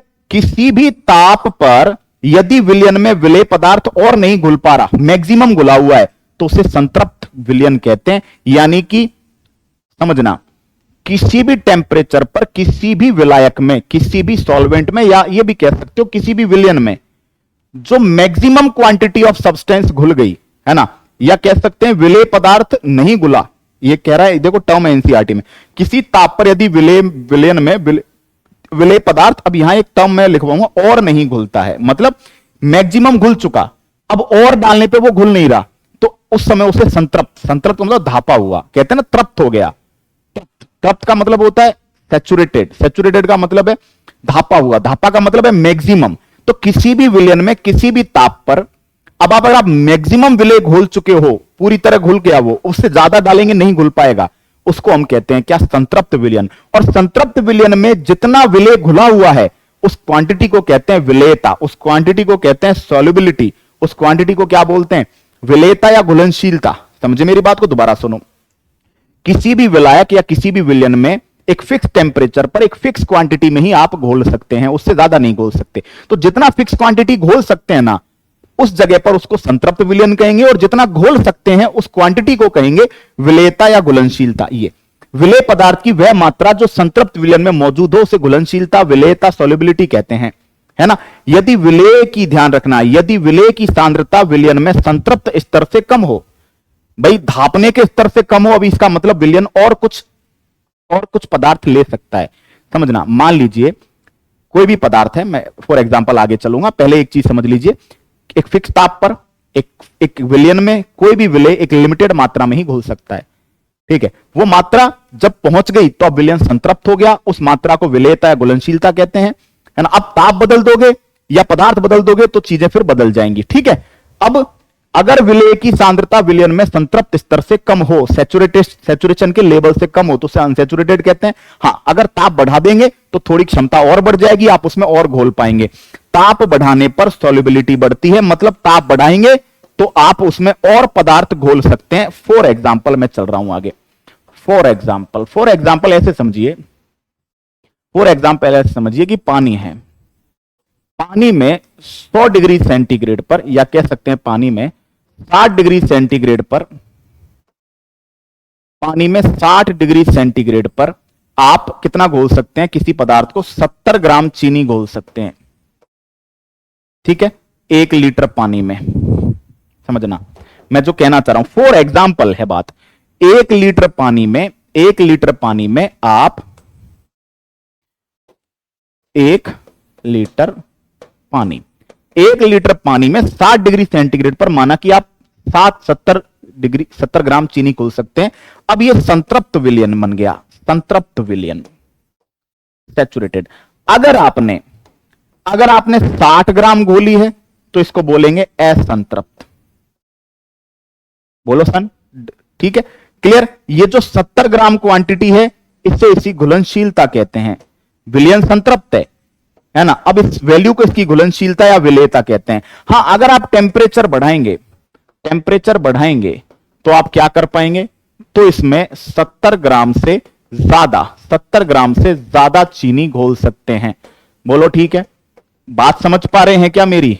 क्या कि किसी भी विलयन में एक फिक्स तापमान पर विलेय को एक निश्चित मात्रा में घोला जा सकता है, और जब उतना घोल दिया तो विलयन हो गया सैचुरेटेड, संतृप्त। अब संतृप्त से कम तक जब तक घुला हुआ था तब तक असंतृप्त था, यानी असंतृप्त विलयन को संतृप्त करने के लिए, अनसैचुरेटेड विलयन को सैचुरेटेड करने के लिए आप उसमें विलेय और ऐड कर सकते हैं, ठीक है। लेकिन संतृप्त होने के बाद आप विलेय ऐड नहीं कर सकते, वो घुलेगा नहीं। हां, उस समय उसके बाद तापमान बढ़ाइए, तापमान बढ़ाएंगे तो सॉल्युबिलिटी बढ़ जाएगी, सॉल्युबिलिटी बढ़ जाएगी तो कुछ एक्स्ट्रा ऐड कर सकते हैं, ठीक है। इसके बेसिस पर एनसीईआरटी ने एक एग्जांपल दिया है, उस एग्जांपल को डिस्कशन जरूर करेंगे, लेकिन पहले आइए, ठीक है। नेक्स्ट, विलायक की मात्रा, ठीक है, सॉल्वेंट की मात्रा, एनसीईआरटी ने कहा है सॉल्वेंट की मात्रा, और सॉल्वेंट नहीं, ये डेफिनेशन तो सॉल्यूशन से बनती है, विलयन से। सॉल्वेंट की मात्रा यानी कि द्रव्यमान के रूप में, वॉल्यूम के रूप में कितना विलेय घुला हुआ है, उसकी मात्रा को कहते हैं कंसंट्रेशन। कंसंट्रेशन क्या है?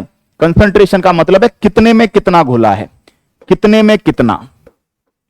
और यहां यह ध्यान रखना है कितने में कितना, यहां विलायक को कंसीडर नहीं करके न्यूमेरिकल में विलियन को कंसीडर किया जाता है। कितने विलियन में, विलियन सॉल्यूशन को कंसीडर करते हैं, कितने विलियन में कितना विलेय घुला हुआ है।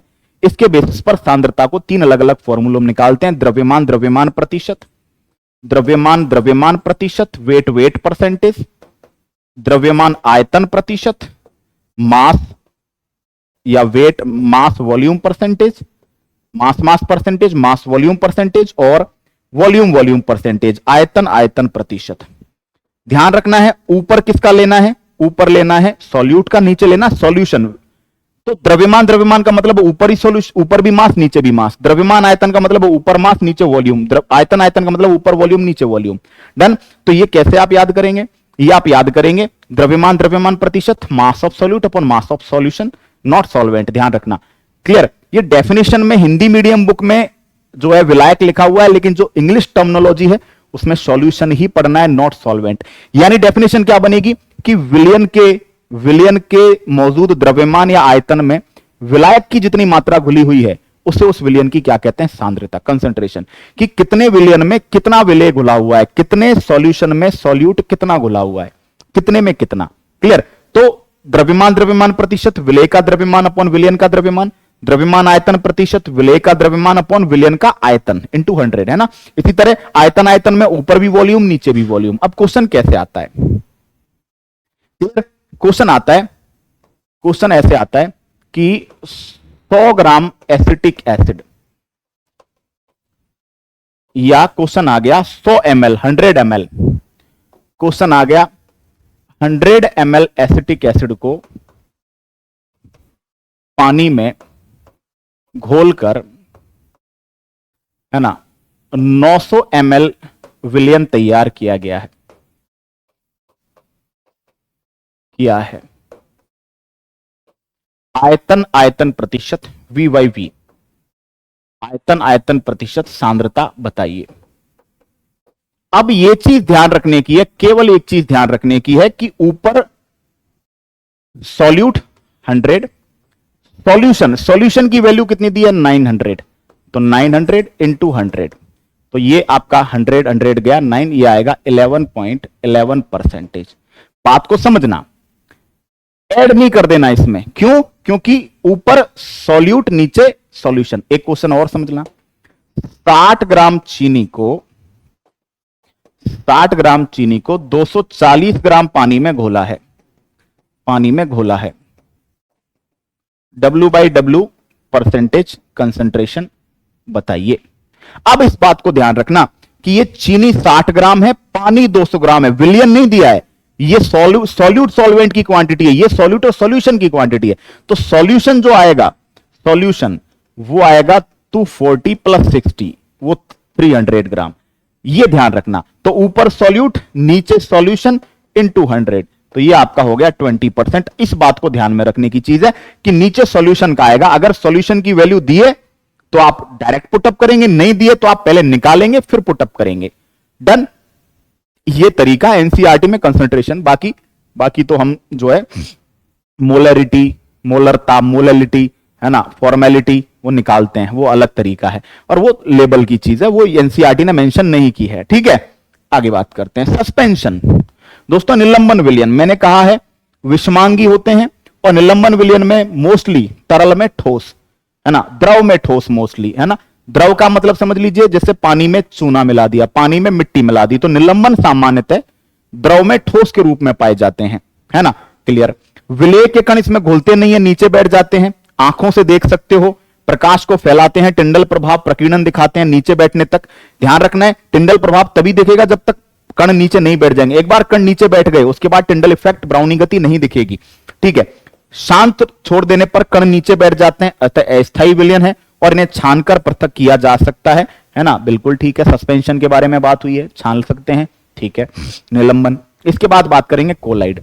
कण 1 नैनोमीटर से 1000 नैनोमीटर के बीच है। कहा है कण समान रूप से फैले होते इसलिए दिखता समांगी है, दिखता समांगी है, होता विषमांगी है। नग नाकों से देख नहीं सकते, डिस्कस कर चुके हैं। प्रकीर्णन होता है, कण नीचे है ना इनके जो होते हैं बैठते हैं, इसलिए ये भी एक प्रकार का अस्थायी विलयन होता है। और इसको कोलाइडी विलयनों को पृथक करने की जो विधि है वो सेंट्रीफ्यूग है। भाई समझो, जो वास्तविक विलयन होते हैं उनको तो छाना नहीं जा सकता, समांगी होते हैं वो तो। कोलाइडी विलयन और निलंबन विलयन, तो निलंबन विलयन को तो छानकर अलग कर सकते हो, कोलाइडी विलयन को अपकेंद्रण विधि सेंट्रीफ्यूग मेथड के द्वारा क्या किया जाता है, अलग किया जाता है।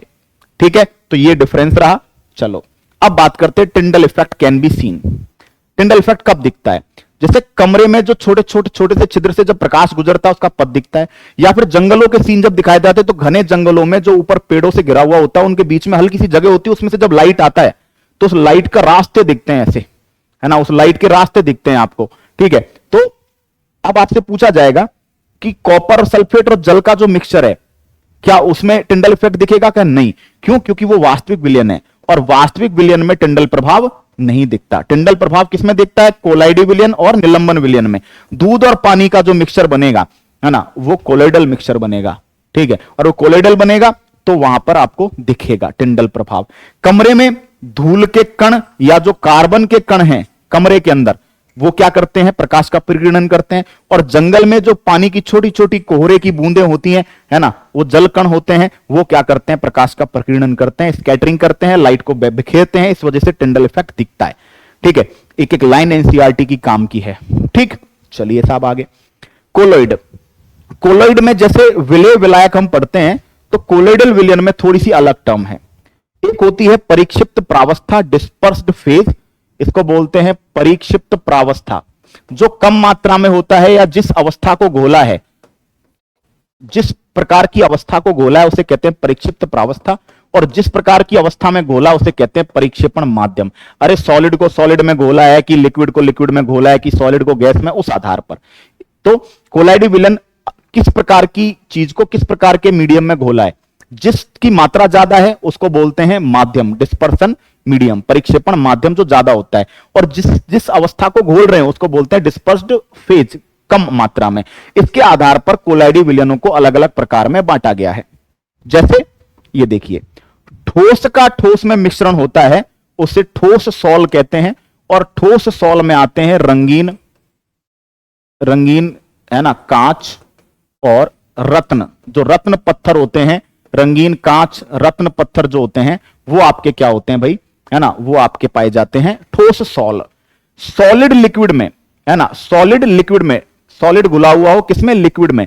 तो जब द्रव में ठोस घुला हुआ हो उसे सॉल कहते हैं। जैसे विभिन्न प्रकार के रंग, है ना, कोशिका द्रव्य, कोशिका द्रव्य, विभिन्न प्रकार के पेंट्स, कोशिका द्रव्य। देखो रंगों में आप देखो, पेंट्स जो होते हैं पानी में हम रंग डाल दिया तो पानी क्या है? लिक्विड। तो लिक्विड में सॉलिड। देखो फेज, क्लियर, फेज का मतलब है अवस्था जो घोली है ना, और जिस माध्यम में घोल रहे हैं वो माध्यम ये है। तो यहां हम पढ़ते हैं ठोस में ठोस, यहां हम पढ़ते हैं द्रव में ठोस। मैं यहां लिख देता हूं ठोस में ठोस, यहां हम पढ़ेंगे द्रव में ठोस। तो द्रव में ठोस का जो मीडियम होता है उसे कहते हैं सॉल। यहां हम पढ़ेंगे गैस में ठोस, गैस में ठोस का जो माध्यम होता है उसे एरोसोल कहते हैं, और वो भी ठोस एरोसोल, लिक्विड एरोसोल, है ना। ठोस एरोसोल का एग्जाम्पल है धुआं और धूल। धुआं और धूल, धुएं में आप देखेंगे धुआं और धूल, धुएं में कार्बन के कण, धूल में मिट्टी के कण। किसमें होते हैं? वायु में। वायु क्या? गैस। और गैस में सॉलिड के कण। तो बताओ गैस में ठोस, गैस में ठोस को बोला जाता है ठोस एरोसोल। अब बात करेंगे ठोस में द्रव। ठोस में द्रव, ठोस में द्रव को बोलते हैं जेल। दोस्तों पनीर, पनीर, मक्खन, जेली आप देखते हैं, पनीर के अंदर आप देखते हैं, पनीर जिस जगह रखा होता है हल्का सा निचोड़ते हैं पानी निकलता है। मक्खन में, मक्खन जिस पात्र में रखा होता है हल्का सा लिक्विड जमा हो जाता है। क्यों? क्योंकि उसमें क्या होता है? सॉलिड में लिक्विड कुछ क्वांटिटी में मिला हुआ होता है, तो उसको बोलते हैं जेल। द्रव में द्रव, द्रव में द्रव को बोलते हैं इमल्सन, और इमल्सन के लिए एक वर्ड आता है पायस। दूध, हेयर क्रीम, बटर, मक्खन, है ना, ये बटर इसमें इन्होंने लिखा हुआ है लिक्विड में liquid, but I think Hindi medium NCERT में तो ऐसा नहीं है। ठीक है, तो इसको मैं एक बार करेक्ट करूंगा। बाकी पनीर बटर जो आते हैं वो आपके इसमें आते हैं, है ना। यहां से इसको मैं हटा देता हूं। क्लियर? ये एक बार के लिए मैं इसको यहां से हटा देता हूं।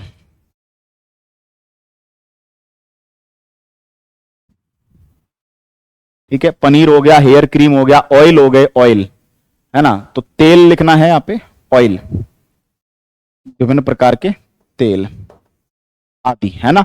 तो ये दूध जो है वो क्या है, पायस है। उसके बाद गैस में द्रव, गैस में द्रव को बोलते हैं द्रव एरोसोल, गैस में द्रव को बोलते हैं लिक्विड एरोसोल।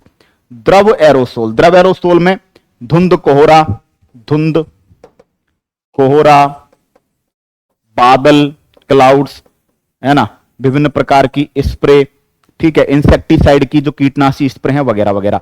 इसके बाद बात करते हैं ठोस में गैस, ठोस में गैस को बोलते हैं ठोस सॉल, है ना, इसको भी क्या बोला जाता है, ठोस में गैस को ठोस सॉल बोला जाता है। ठीक है, ठोस सॉल बोला जाता है। तो यहां पे जो वर्ड आएगा, ठीक है, यहां पे जो वर्ड आने वाला है वो आपका आने वाला है प्यूमिक स्टोन, फोम रबड़। ठीक है, प्यूमिक स्टोन जो विशेष प्रकार के पत्थर होते हैं, फोम रबड़ जो आता है आपका, वो आपका आएगा क्या, ठोस में गैस है तो इसको बोलते हैं ठोस सॉल। उसके बाद बात करते हैं लिक्विड गैस, है ना, द्रव में गैस,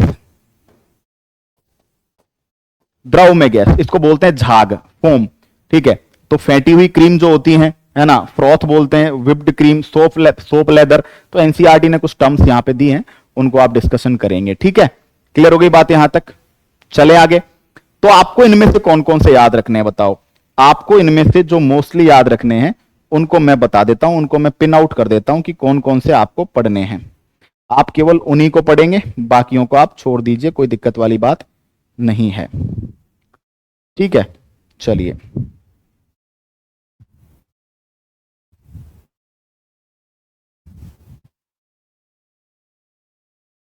चलिए, हाँ, यहां पर एक चेंजेस मैं जो करके दे रहा हूं वो ये है कि ये जो वर्ड आप पढ़ रहे हैं ये, इसको ठोस फॉर्म कहते हैं, ठोस फॉर्म, नो कि ना कि ठोस सॉल, है ना। ये किसी ने ठोस फॉर्म, बिल्कुल, डोंट वरी। ठीक है, तो याद रखना है आपको, कौन कौन से याद रखने हैं, देखो आपको मेजरली जो याद रखने हैं उनमें है द्रव में ठोस को सॉल कहते हैं, रंग और कोशिका द्रव्य हो गया। उसके बाद गैस में ठोस की बात करते हैं तो ठोस एरोसोल बोलते हैं उसको, धुआं और धूल, है ना। ठोस में द्रव की बात करते हैं पनीर, मक्खन, जेली। द्रव में द्रव पायस याद रख लें, और ये याद रख लें, है ना, क्या, गैस में द्रव, गैस में द्रव को बोलते हैं द्रव एरोसोल। अब आप धुंध में देखते हैं, हवा है, हवा में छोटी छोटी पानी की बूंदें, धुंध कोहरा। इसके अलावा बादल, बादल में भी यही है, बादल के अंदर क्या, हवा, है ना, गैसेज हैं, गैसें हैं बहुत सारी, और उसमें पानी भरा हुआ है ना। क्लियर हो गई बात। तो ये सारा का सारा जो आपके कोलाइडी विलियन का वर्गीकरण है ना। बाकी एनसीईआरटी में टेबल दी हुई है, उसको और अच्छे तरीके से क्लैरिफाई कर लीजिएगा। मैं अटैच भी कर दूंगा, हिंदी मीडियम में जो टेबल है वो भी अटैच कर दूंगा, क्योंकि ये कुछ टाइपिंग मिस्टेक्स है ना। बाकी ये भी मैंने डाउनलोड ही की है, ठीक, वहां से देख लीजिएगा। क्लियर हो गई बात, डन। तो मेजरली जो मैं याद करने के लिए आपको दे रहा हूं, जो आपको याद रखने हैं क्या, एक तो सॉल, एक जेल, एक द्रव aerosol, liquid aerosol, liquid aerosol, एक सॉलिड एरोसोल, ठोस एरोसोल, है ना। एक याद रख लीजिएगा सॉल, जेल और इमल्सन। ये मेजरली तो आपको यही याद रखने हैं। सॉल क्या होता है बोलो, सॉल, सॉल होता है द्रव में ठोस, द्रव में ठोस। सॉल के एग्जाम्पल हैं विभिन्न प्रकार की स्याही, पेंट्स, और सेल, है ना, लिक्विड सेल फ्लूइड, कोशिका द्रव्य। इवन हमारे ब्लड की भी बात करें तो वो भी यही है। जेल की बात करते हैं, जेल, तो जेल क्या होता है, ठोस में थोड़ा द्रव, जैसे ठोस में द्रव पनीर, जेली, मक्खन आदि, है ना। द्रव एरोसोल, गैस में द्रव, गैस में द्रव की बात करें धुंध, कोहरा, धुआं, नो, धुंध, कोहरा, बादल आदि, है ना। जब ठोस एरोसोल की बात करते हैं तो गैस में ठोस, गैस में ठोस की बात करते हैं तो धुआं और धूल, डस्ट और स्मोक, है ना। और इमल्सन की बात करते हैं द्रव में द्रव, द्रव में द्रव की बात करते हैं तो दूध, हेयर क्रीम, हेयर क्रीम और ऑयल, ये मेजरली आपको याद रख लेने हैं, ठीक है। चलो बढ़ते हैं साहब आगे। भौतिक गुण, फिजिकल प्रॉपर्टीज कौन कौन सी होती हैं? भौतिक गुण, पदार्थ के भौतिक गुणों की बात करें, है ना, तो रंग, कठोरता, हार्डनेस, दृढ़ता, रिजिडिटी, भाप, flow, density, melting point, boiling point, state, temperature, है ना, ये क्या होते हैं? ये फिजिकल प्रॉपर्टीज होती हैं, पदार्थ के भौतिक गुण होते हैं। और भौतिक गुण ये होते हैं कि भौतिक गुण जो होते हैं पदार्थ की फिजिकल प्रॉपर्टीज जो है ये नया पदार्थ नहीं जनरेट करती, ठीक है, नया पदार्थ नहीं, यानी कि पदार्थ वही रहेगा, केवल उसकी कुछ प्रॉपर्टीज चेंज हो जाती है, तो वो फिजिकल प्रॉपर्टीज, ठीक है। अब समझना, भौतिक परिवर्तन, फिजिकल केमिकल चेंजेस बहुत इंपॉर्टेंट टॉपिक डिस्कस होता है, बट इस टॉपिक में छोटा सा डिस्कस किया, आगे और डिस्कशन होगा। ऐसे परिवर्तन जिनमें कोई नया पदार्थ नहीं बनता, केवल भौतिक गुण बदलते हैं, रंग बदल जाएगा, अवस्था बदल जाएगी, डेंसिटी बदल जाएगी, टेम्परेचर बदल जाएगा, है ना, आकृति बदल जाएगी, ये फिजिकल चेंजेस होते हैं, है ना। और ये फिजिकल चेंजेस रिवर्सिबल होते हैं जनरली, हमेशा नहीं बट जनरली। क्यों? क्योंकि पदार्थ वही है ना। आप जैसे पानी को बर्फ बनाया, है ना, बर्फ को पानी, पानी को भाप, भाप को पानी बना सकते हैं, ठीक है। चलिए क्लियर है। जितने भी प्रकार के अवस्था परिवर्तन हैं, जितने भी स्टेट चेंजेस हैं, स्टेट चेंजेस की बात करते हैं, जैसे गलन, मेल्टिंग, है ना, जैसे हिमीकरण, फ्रीजिंग, तो ये अवस्था परिवर्तन है। इनमें पदार्थ वही है, केवल स्टेट बदली है। तो जितने भी प्रकार की अवस्था परिवर्तन है वो सब फिजिकल चेंजेस होते हैं।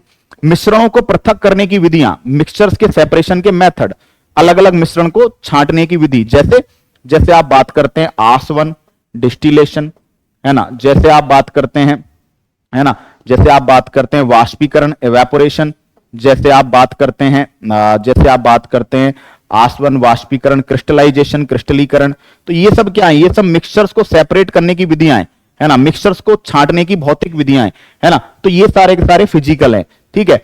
इसके बाद बात करते हैं, सोने को पिघला रहे हो आप, धातुओं को गर्म कर रहे हो, पेड़ काट रहे हो। अब पेड़ काटना, कागज फाड़ना, कांच टूटना, ये ऐसे चेंजेस है जो रिवर्सिबल नहीं है, लेकिन चूंकि यहां कोई नया पदार्थ नहीं बन रहा है, नया पदार्थ बनना चाहिए तब केमिकल चेंजेस होगा, नया पदार्थ नहीं बन रहा है, पदार्थ वही है, तो चेंज फिजिकल है। इसके अलावा ये अवस्था परिवर्तन की विधियां वापस से, है ना, मिश्रण को सेपरेट करने की विधियां, जिनमें वाष्पीकरण, क्रिस्टलाइजेशन, सेंट्रीफ्यूग, अपकेंद्रण, डिस्टिलेशन, क्रोमेटोग्राफी, ठीक है, ये सारे के सारे। वाष्पीकरण को बोलते हैं एवेपोरेशन, एवेपोरेशन, और ये मैं डिस्कस करूंगा आगे वाले सेशंस में आपसे। क्रिस्टलाइजेशन, क्रिस्टलाइजेशन, ठीक है। अपकेंद्रण को बोलते हैं सेंट्रीफ्यूग, आगे की क्लासेस में ये पूरा है। डिस्टिलेशन, आसवन, ठीक है, और उसके बाद आपका वर्णलेखन जिसको बोलते हैं क्रोमेटोग्राफी, ठीक है। अलग अलग टाइप के मेथड्स काम में लिए जाते हैं, अलग अलग टाइप के मिक्सचर्स को सेपरेट करने के लिए, ठीक है। तो फिजिकल चेंजेस किसे बोला जाएगा भाई? फिजिकल चेंजेस वो चेंजेस होंगे जिनमें कोई नया पदार्थ नहीं बन रहा है, और जो मोस्टली रिवर्सिबल है, लेकिन सारे रिवर्सिबल होना जरूरी नहीं है ना। आपको तो केवल एक चीज ध्यान रखनी है, कोई नया पदार्थ ना बने। तो जितने भी प्रकार के स्टेट चेंजेस हैं, अवस्था परिवर्तन, गलन, हिमीकरण, ऊर्ध्वपातन, निक्षेपण, है ना, संगनन, पढ़ाए आपको, ठीक है, वो सारे के सारे पिछली क्लास में डिस्कस किए। स्टेट चेंजेस सारे के सारे भौतिक परिवर्तन है। इसके अलावा मिक्सचर्स को सेपरेट करने के मेथड, वाष्पीकरण, क्रिस्टलाइजेशन, सेंट्रीफ्यूग, है ना, डिस्टिलेशन, क्रोमेटोग्राफी, ठीक, ये सारे के सारे भौतिक है। सोने का पिघलना, धातु का गर्म होना, बल्ब का जलना, मोम का पिघलना, बल्ब का जलना, मोम का पिघलना, है ना, ये सारे के सारे क्या है? फिजिकल चेंजेस हैं, कोई नया पदार्थ नहीं बन रहा। क्लियर? अब जब केमिकल चेंजेस पे जाएंगे तो केमिकल चेंजेस वे होते हैं जिनमें कोई नया पदार्थ बनता है, ये सामान्यतः इरिवर्सिबल होते हैं। सभी केमिकल रिएक्शंस केमिकल चेंजेस हैं, जैसे दूध से दही बनना, लकड़ी से कोयला, नया पदार्थ बन गया, जंग लगना, रस्टिंग, संक्षारण, है ना, संक्षारण में केमिकल रिएक्शन हो जाती है। क्लियर? इसके बाद सेब, बैंगन, आलू आदि काटने पर भूरा रंग हो जाना, क्योंकि केमिकल रिएक्शन से बनते हैं ये, ठीक है, ये बहुत आता है एग्जांपल। नेक्स्ट बात करें, चांदी वायु में काली पड़ जाती है सल्फर के कारण, तांबा हरा पड़ जाता है कॉपर कार्बोनेट के कारण, तांबा नीला हरा पड़ जाता है कॉपर कार्बोनेट और कॉपर हाइड्रोक्साइड के कारण, ये आ चुका है क्वेश्चन, ठीक है। लोहा जंग लगने पर आयरन ऑक्साइड डॉट H2O के कारण भूरा पड़ जाता है। इसके अलावा हमारी बॉडी में डाइजेशन होता है, नए नए पदार्थ बनते हैं। पादपों में फोटोसिंथेसिस होता है, नए नए पदार्थ बनते हैं, ठीक है। फल पकते हैं, है ना, केमिकल रिएक्शन से। फल सड़ते हैं, केमिकल रिएक्शन से। भोजन पकाना, कैसा रिएक्शन है? केमिकल रिएक्शन है। ठीक है, तो ये सारे के सारे केमिकल चेंजेस वे होते हैं जिनसे कोई नया पदार्थ बन रहा हो, जिनमें कोई केमिकल रिएक्शन हो रही हो, है ना। तो केमिकल रिएक्शन जहां भी होगी वहां केमिकल चेंजेस होगा। डन है बात? ठीक है, चलो सब आगे। ठीक है, शुद्ध पदार्थ यहां डिस्कस हुए। शुद्ध पदार्थ में तत्व को डिस्कस किया है। तत्व शब्द 1761 में रॉबर्ट बॉयल ने दिया था और परिभाषा जो है वो लेबोशियर ने दी है। ठीक है, पदार्थ का वह मूल रूप जिसे किसी भी फिजिकल तो है ही, केमिकल प्रोसेस के द्वारा भी नए पदार्थ में नहीं तोड़ सकते। पदार्थ का वह फंडामेंटल फॉर्म जिसको किसी भी फिजिकल केमिकल मेथड के द्वारा सिंपल पदार्थों में नहीं तोड़ सकते। सबसे प्योरेस्ट फॉर्म जो है वो आपका एलिमेंट है।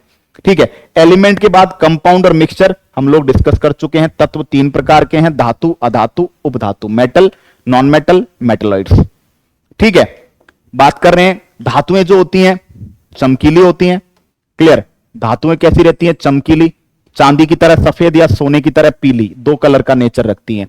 धातुएं ताप और विद्युत दोनों की गुड कंडक्टर होती है। धातुएं खींचकर तार बना सकते हो, वायर बना सकते हो। तो तार बनाते हैं किसके कारण?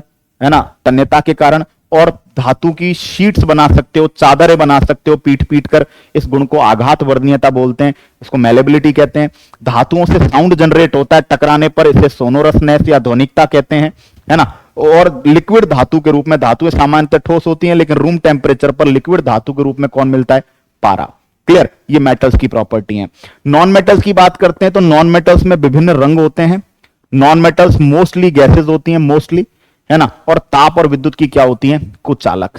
ठीक है, क्लियर। इसके बाद बात करें तो द्रव अधातु जो पढ़ी जाती है वो आप पढ़ते हैं ब्रोमीन, है ना। धातुएं अधातुएं सामान्यतः चमकीली नहीं होती, लेकिन चमकीली जो अधातु हैं उनमें बात करते हैं। चमकीली अधातु में फास्फोरस है आपका, हीरा है आपका, है ना, आयोडीन है ना। ये क्या होते हैं? चमकते हैं। व्हाइट फास्फोरस चमकता है, हीरा चमकता है, आयोडीन चमकता है। तो ये चमकीली अधातु के रूप में पाए जाते हैं, है ना। अधातुओं में धातुओं की तरह तन्यता, डक्टिलिटी, मैलेबिलिटी, आघात वर्णनीयता और ध्वनिकता, सोनोरसनेस जैसे गुण नहीं पाए जाते। दोस्तों, धातु और धातु के बीच के जो तत्व होते हैं उन्हें उपधातु कहते हैं। एनसीईआरटी ने 3 एग्जांपल दिए, वैसे और भी हैं, पीरियोडिक टेबल डिस्कस करेंगे आगे। बोरॉन, सिलिकॉन, जर्मेनियम, है ना। ये जो एग्जांपल दिए पहले मैं उन्हीं की बात करूंगा। क्लियर है यहां तक? ठीक है, आगे हमारा डिस्कशन जो जाएगा, एनसीईआरटी ने कुछ बातें लिखी हैं। ज्ञात तत्व 100+ लिखे हैं लेकिन 118 पहुंच गए। नेचुरल 92 लेकिन लेटेस्ट एनसीईआरटी में 94 मिलेंगे।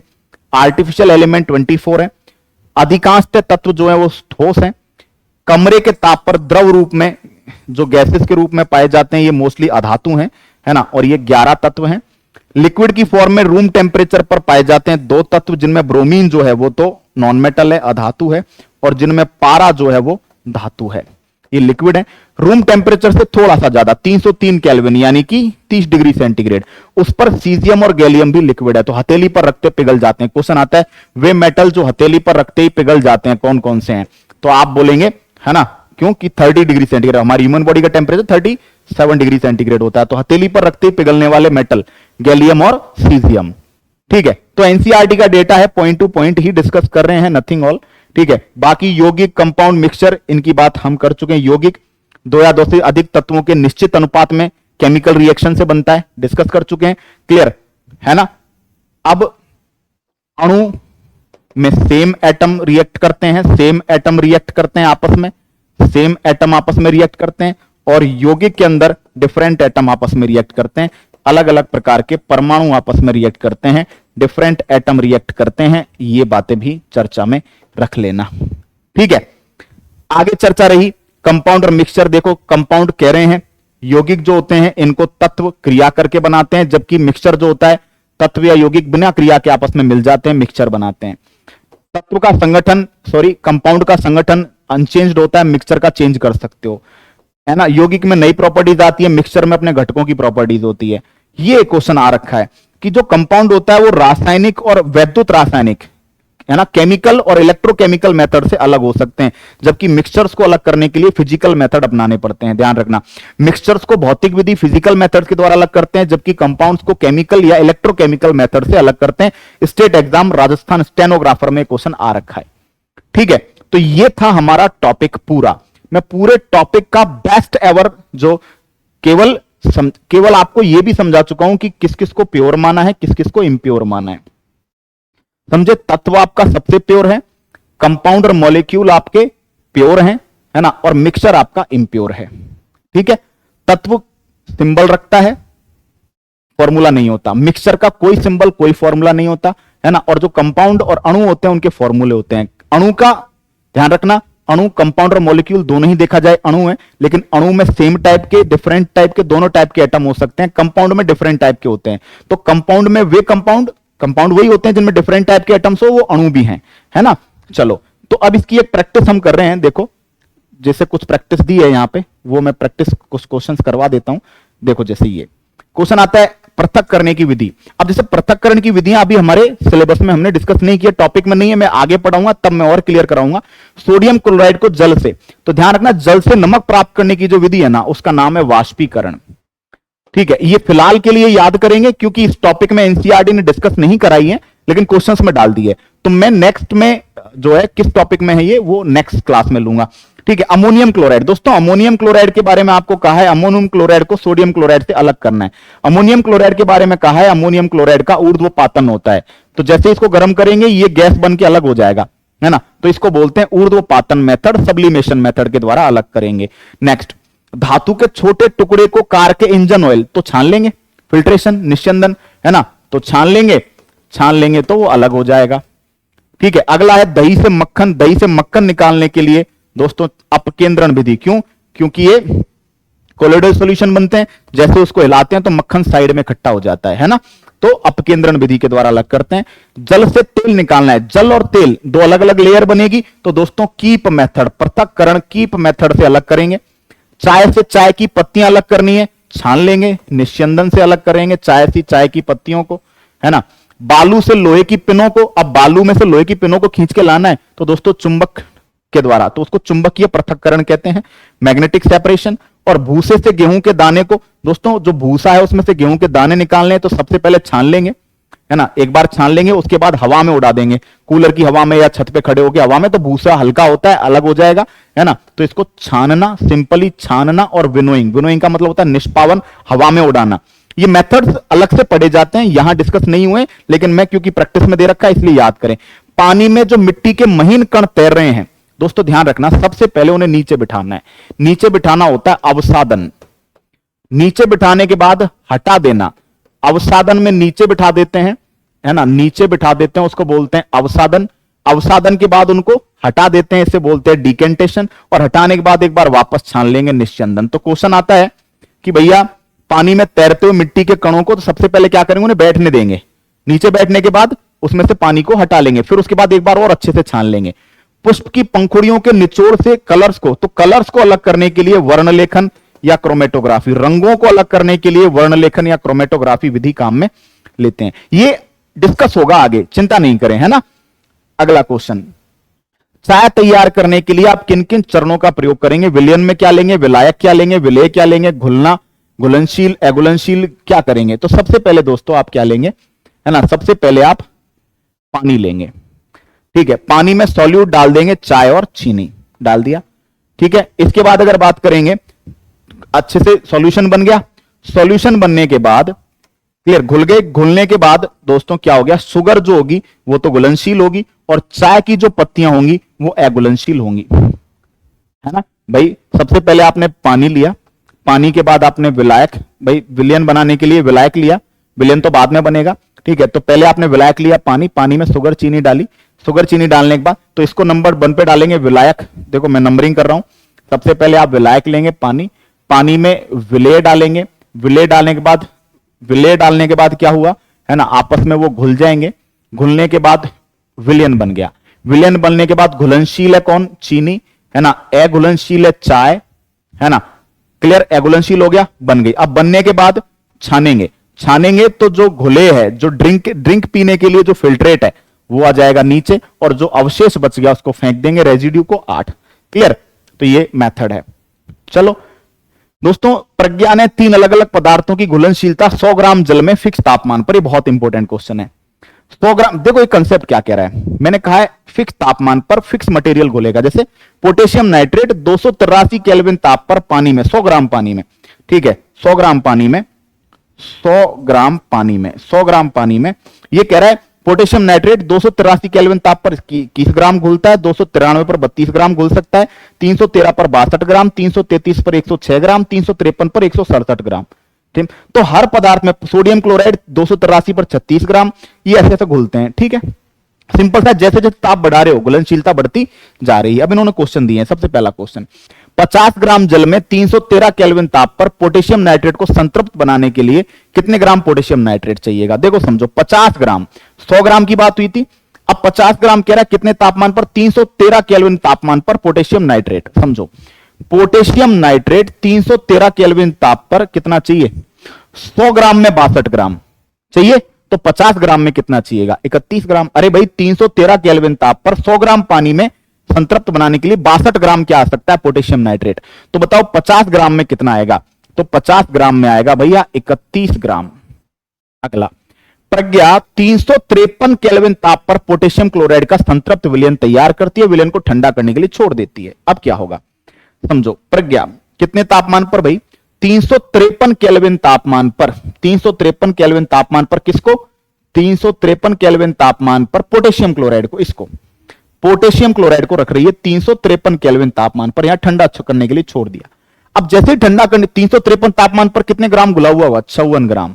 तो जैसे ही जैसे ठंडा होता जाएगा, तो जैसे यहां पे 333 पर 46 ग्राम घुल सकता है, तो जो एक्स्ट्रा मटेरियल है भाई 353 पे 54 घुला हुआ था, है ना, अब 333 पे 46 घुल सकता है, बच गया 8, तो 8 ग्राम वो नीचे बैठता जाएगा, और कम तापमान हुआ और नीचे बैठता जाएगा, तो पोटेशियम क्लोराइड की कुछ मात्रा अवक्षेप के रूप में नीचे बैठती जाएगी, है ना। यानी कि बात करेंगे जो KCl है, जो KCl है उसकी कुछ मात्रा नीचे बैठती जाएगी, कुछ मात्रा नीचे, यानी उसका क्या होता जाएगा? अवक्षेप होता जाएगा।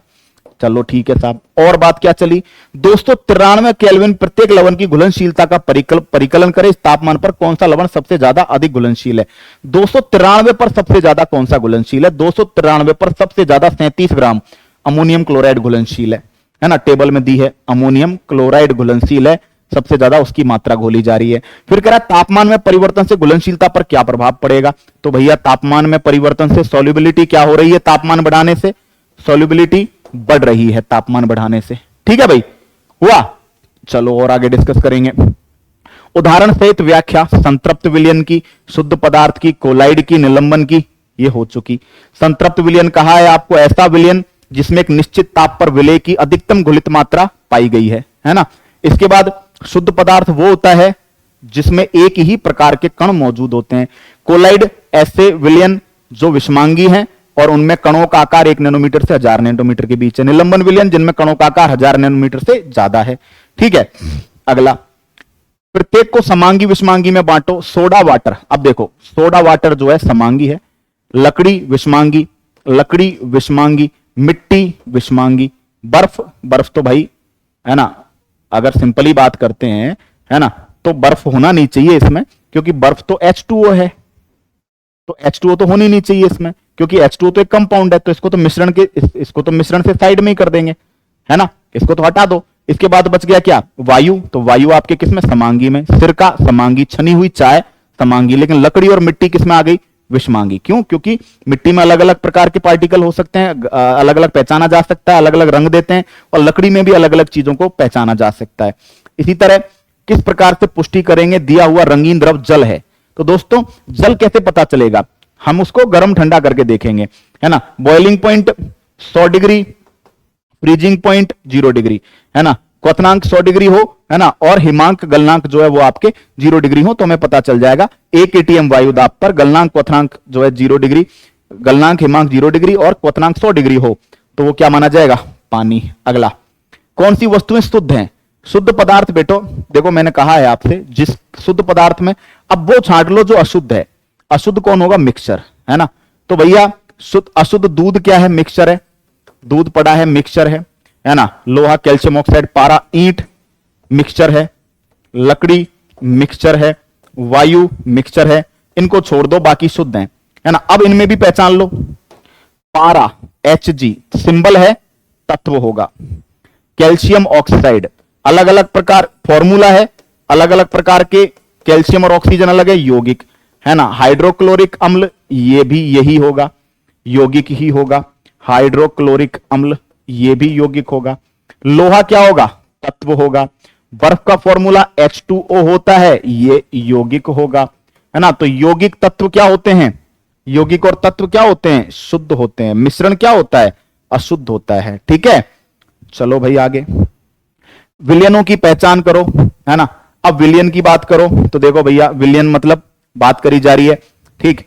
वास्तविक विलयन की बात, समुद्री जल वास्तविक विलयन है, वायु वास्तविक विलयन है, सोडा जल वास्तविक विलयन है, ठीक है। मिट्टी विषमांगी है, कोयला विषमांगी है। और वैसे देखा जाए तो कोयला कार्बन का पररूप है, तो एक तत्व के रूप में भी डिफाइन किया जाता है, बट विषमांगी। ठीक है, चलो भाई। निम्नलिखित में से कौन टिंडल प्रभाव प्रदर्शित करेगा। टिंडल प्रभाव वो प्रदर्शित करेगा जो कौन होगा, जो या तो कोलाइडी विलयन होगा या सस्पेंशन होगा, कोलाइडी या निलंबन। ठीक है, तो दूध आंसर बन गया। नमक का घोल ये वास्तविक है। कॉपर सल्फेट का पानी में विलयन वास्तविक है। स्टार्च का विलयन ध्यान रखना वास्तविक है। क्लियर, तो ये भी आपके पास हो गए सर। एक एक पॉइंट टू पॉइंट डिस्कशन हमारा हो रहा है। उसके बाद तत्व यौगिक मिश्रण में वर्गीकृत करो। सोडियम देखो पॉइंट टू पॉइंट सिंबल, तो ये क्या होगा, तत्व। मिट्टी क्या होगी, मिश्रण। चीनी का घोल क्या बनेगा भाई, कोई फॉर्मूला कोई सिंबल नहीं, मिश्रण। चांदी Ag तत्व। कैल्शियम कार्बोनेट CaCO3 बोलो क्या होगा, यौगिक, है ना। Sn टिन सिंबल है, तत्व। सिलिकॉन सिंबल है, तत्व। ठीक है, कोयला, कोयला, कोयले की बात करें तो कोयला वैसे मिश्रण के रूप में पाया जाता है ना, लेकिन कार्बन का अपर रूप है, तो तत्व भी कह सकते हैं, बट क्योंकि उसमें हमेशा इंप्योरिटीज होती हैं, है ना, तो मिश्रण। वायु की बात करते हैं, वायु, तो वायु आपका मिश्रण। साबुन की बात करते हैं, साबुन ध्यान रखना यौगिक है, साबुन का फॉर्मूला होता है ना, RCOO, पढ़ते हैं। मीथेन का फॉर्मूला होता है, यौगिक है। कार्बन डाइऑक्साइड फॉर्मूला होता है, यौगिक है। रक्त जो होता है वो आपका मिश्रण है।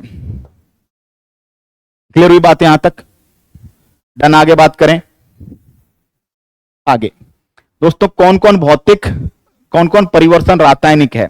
देखो पदार्थों की, पादपों की वृद्धि फिजिकल है, ठीक है, लंबाई में परिवर्तन हो रहा है। केवल जंग लगना केमिकल है, पढ़ा चुका। लोहे के चूर्ण और बालू को मिलाओगे मिक्सचर बनाओगे, ये फिजिकल है, ये फिजिकल हो गया, है ना। खाना पकाना पहले ही बता चुका, केमिकल है। भोजन का पाचन केमिकल है। जल से बर्फ बनना फिजिकल है। मोमबत्ती का जलना ध्यान रखना, ये बहुत इंपॉर्टेंट है, फिजिकल केमिकल दोनों, क्योंकि वहां धागा जो है ना वो जल जाता है। मोम तो पिघल जाता है, धागा जल जाता है, तो ध्यान रखना मोम का पिघलना तो फिजिकल है, लेकिन मोमबत्ती का जलना फिजिकल केमिकल दोनों है, बहुत इंपॉर्टेंट है। ठीक है, तो थोड़ा रैपिड फास्ट वर्जन में मैंने इस टॉपिक को आपके सामने रखा। उम्मीद करता हूं बेहतरीन अंदाज में आप चीजों को यहां से समझ पा रहे होंगे, सीख पा रहे होंगे, और ये एनसीईआरटी बूस्टर सीरीज आपकी बेहद हेल्प करेगी।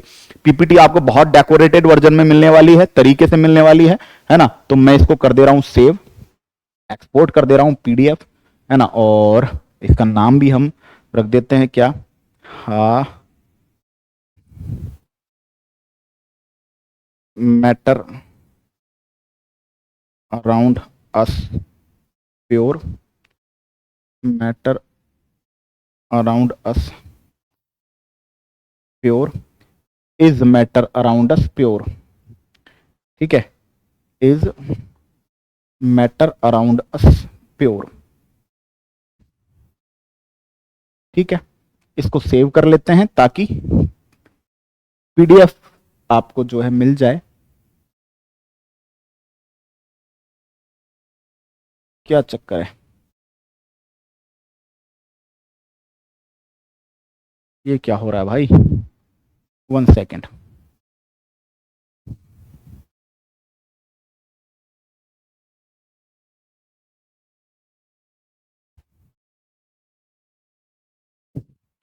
देखते हैं कहाँ दिक्कत आ गई इसमें भैया।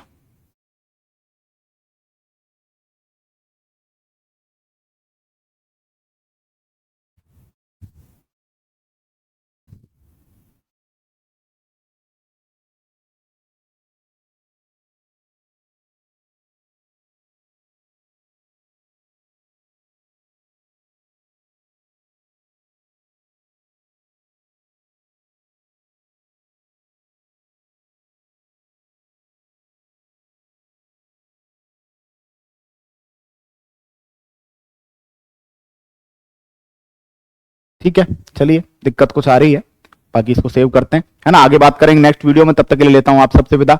टाटा बाय बाय, जय हिंद।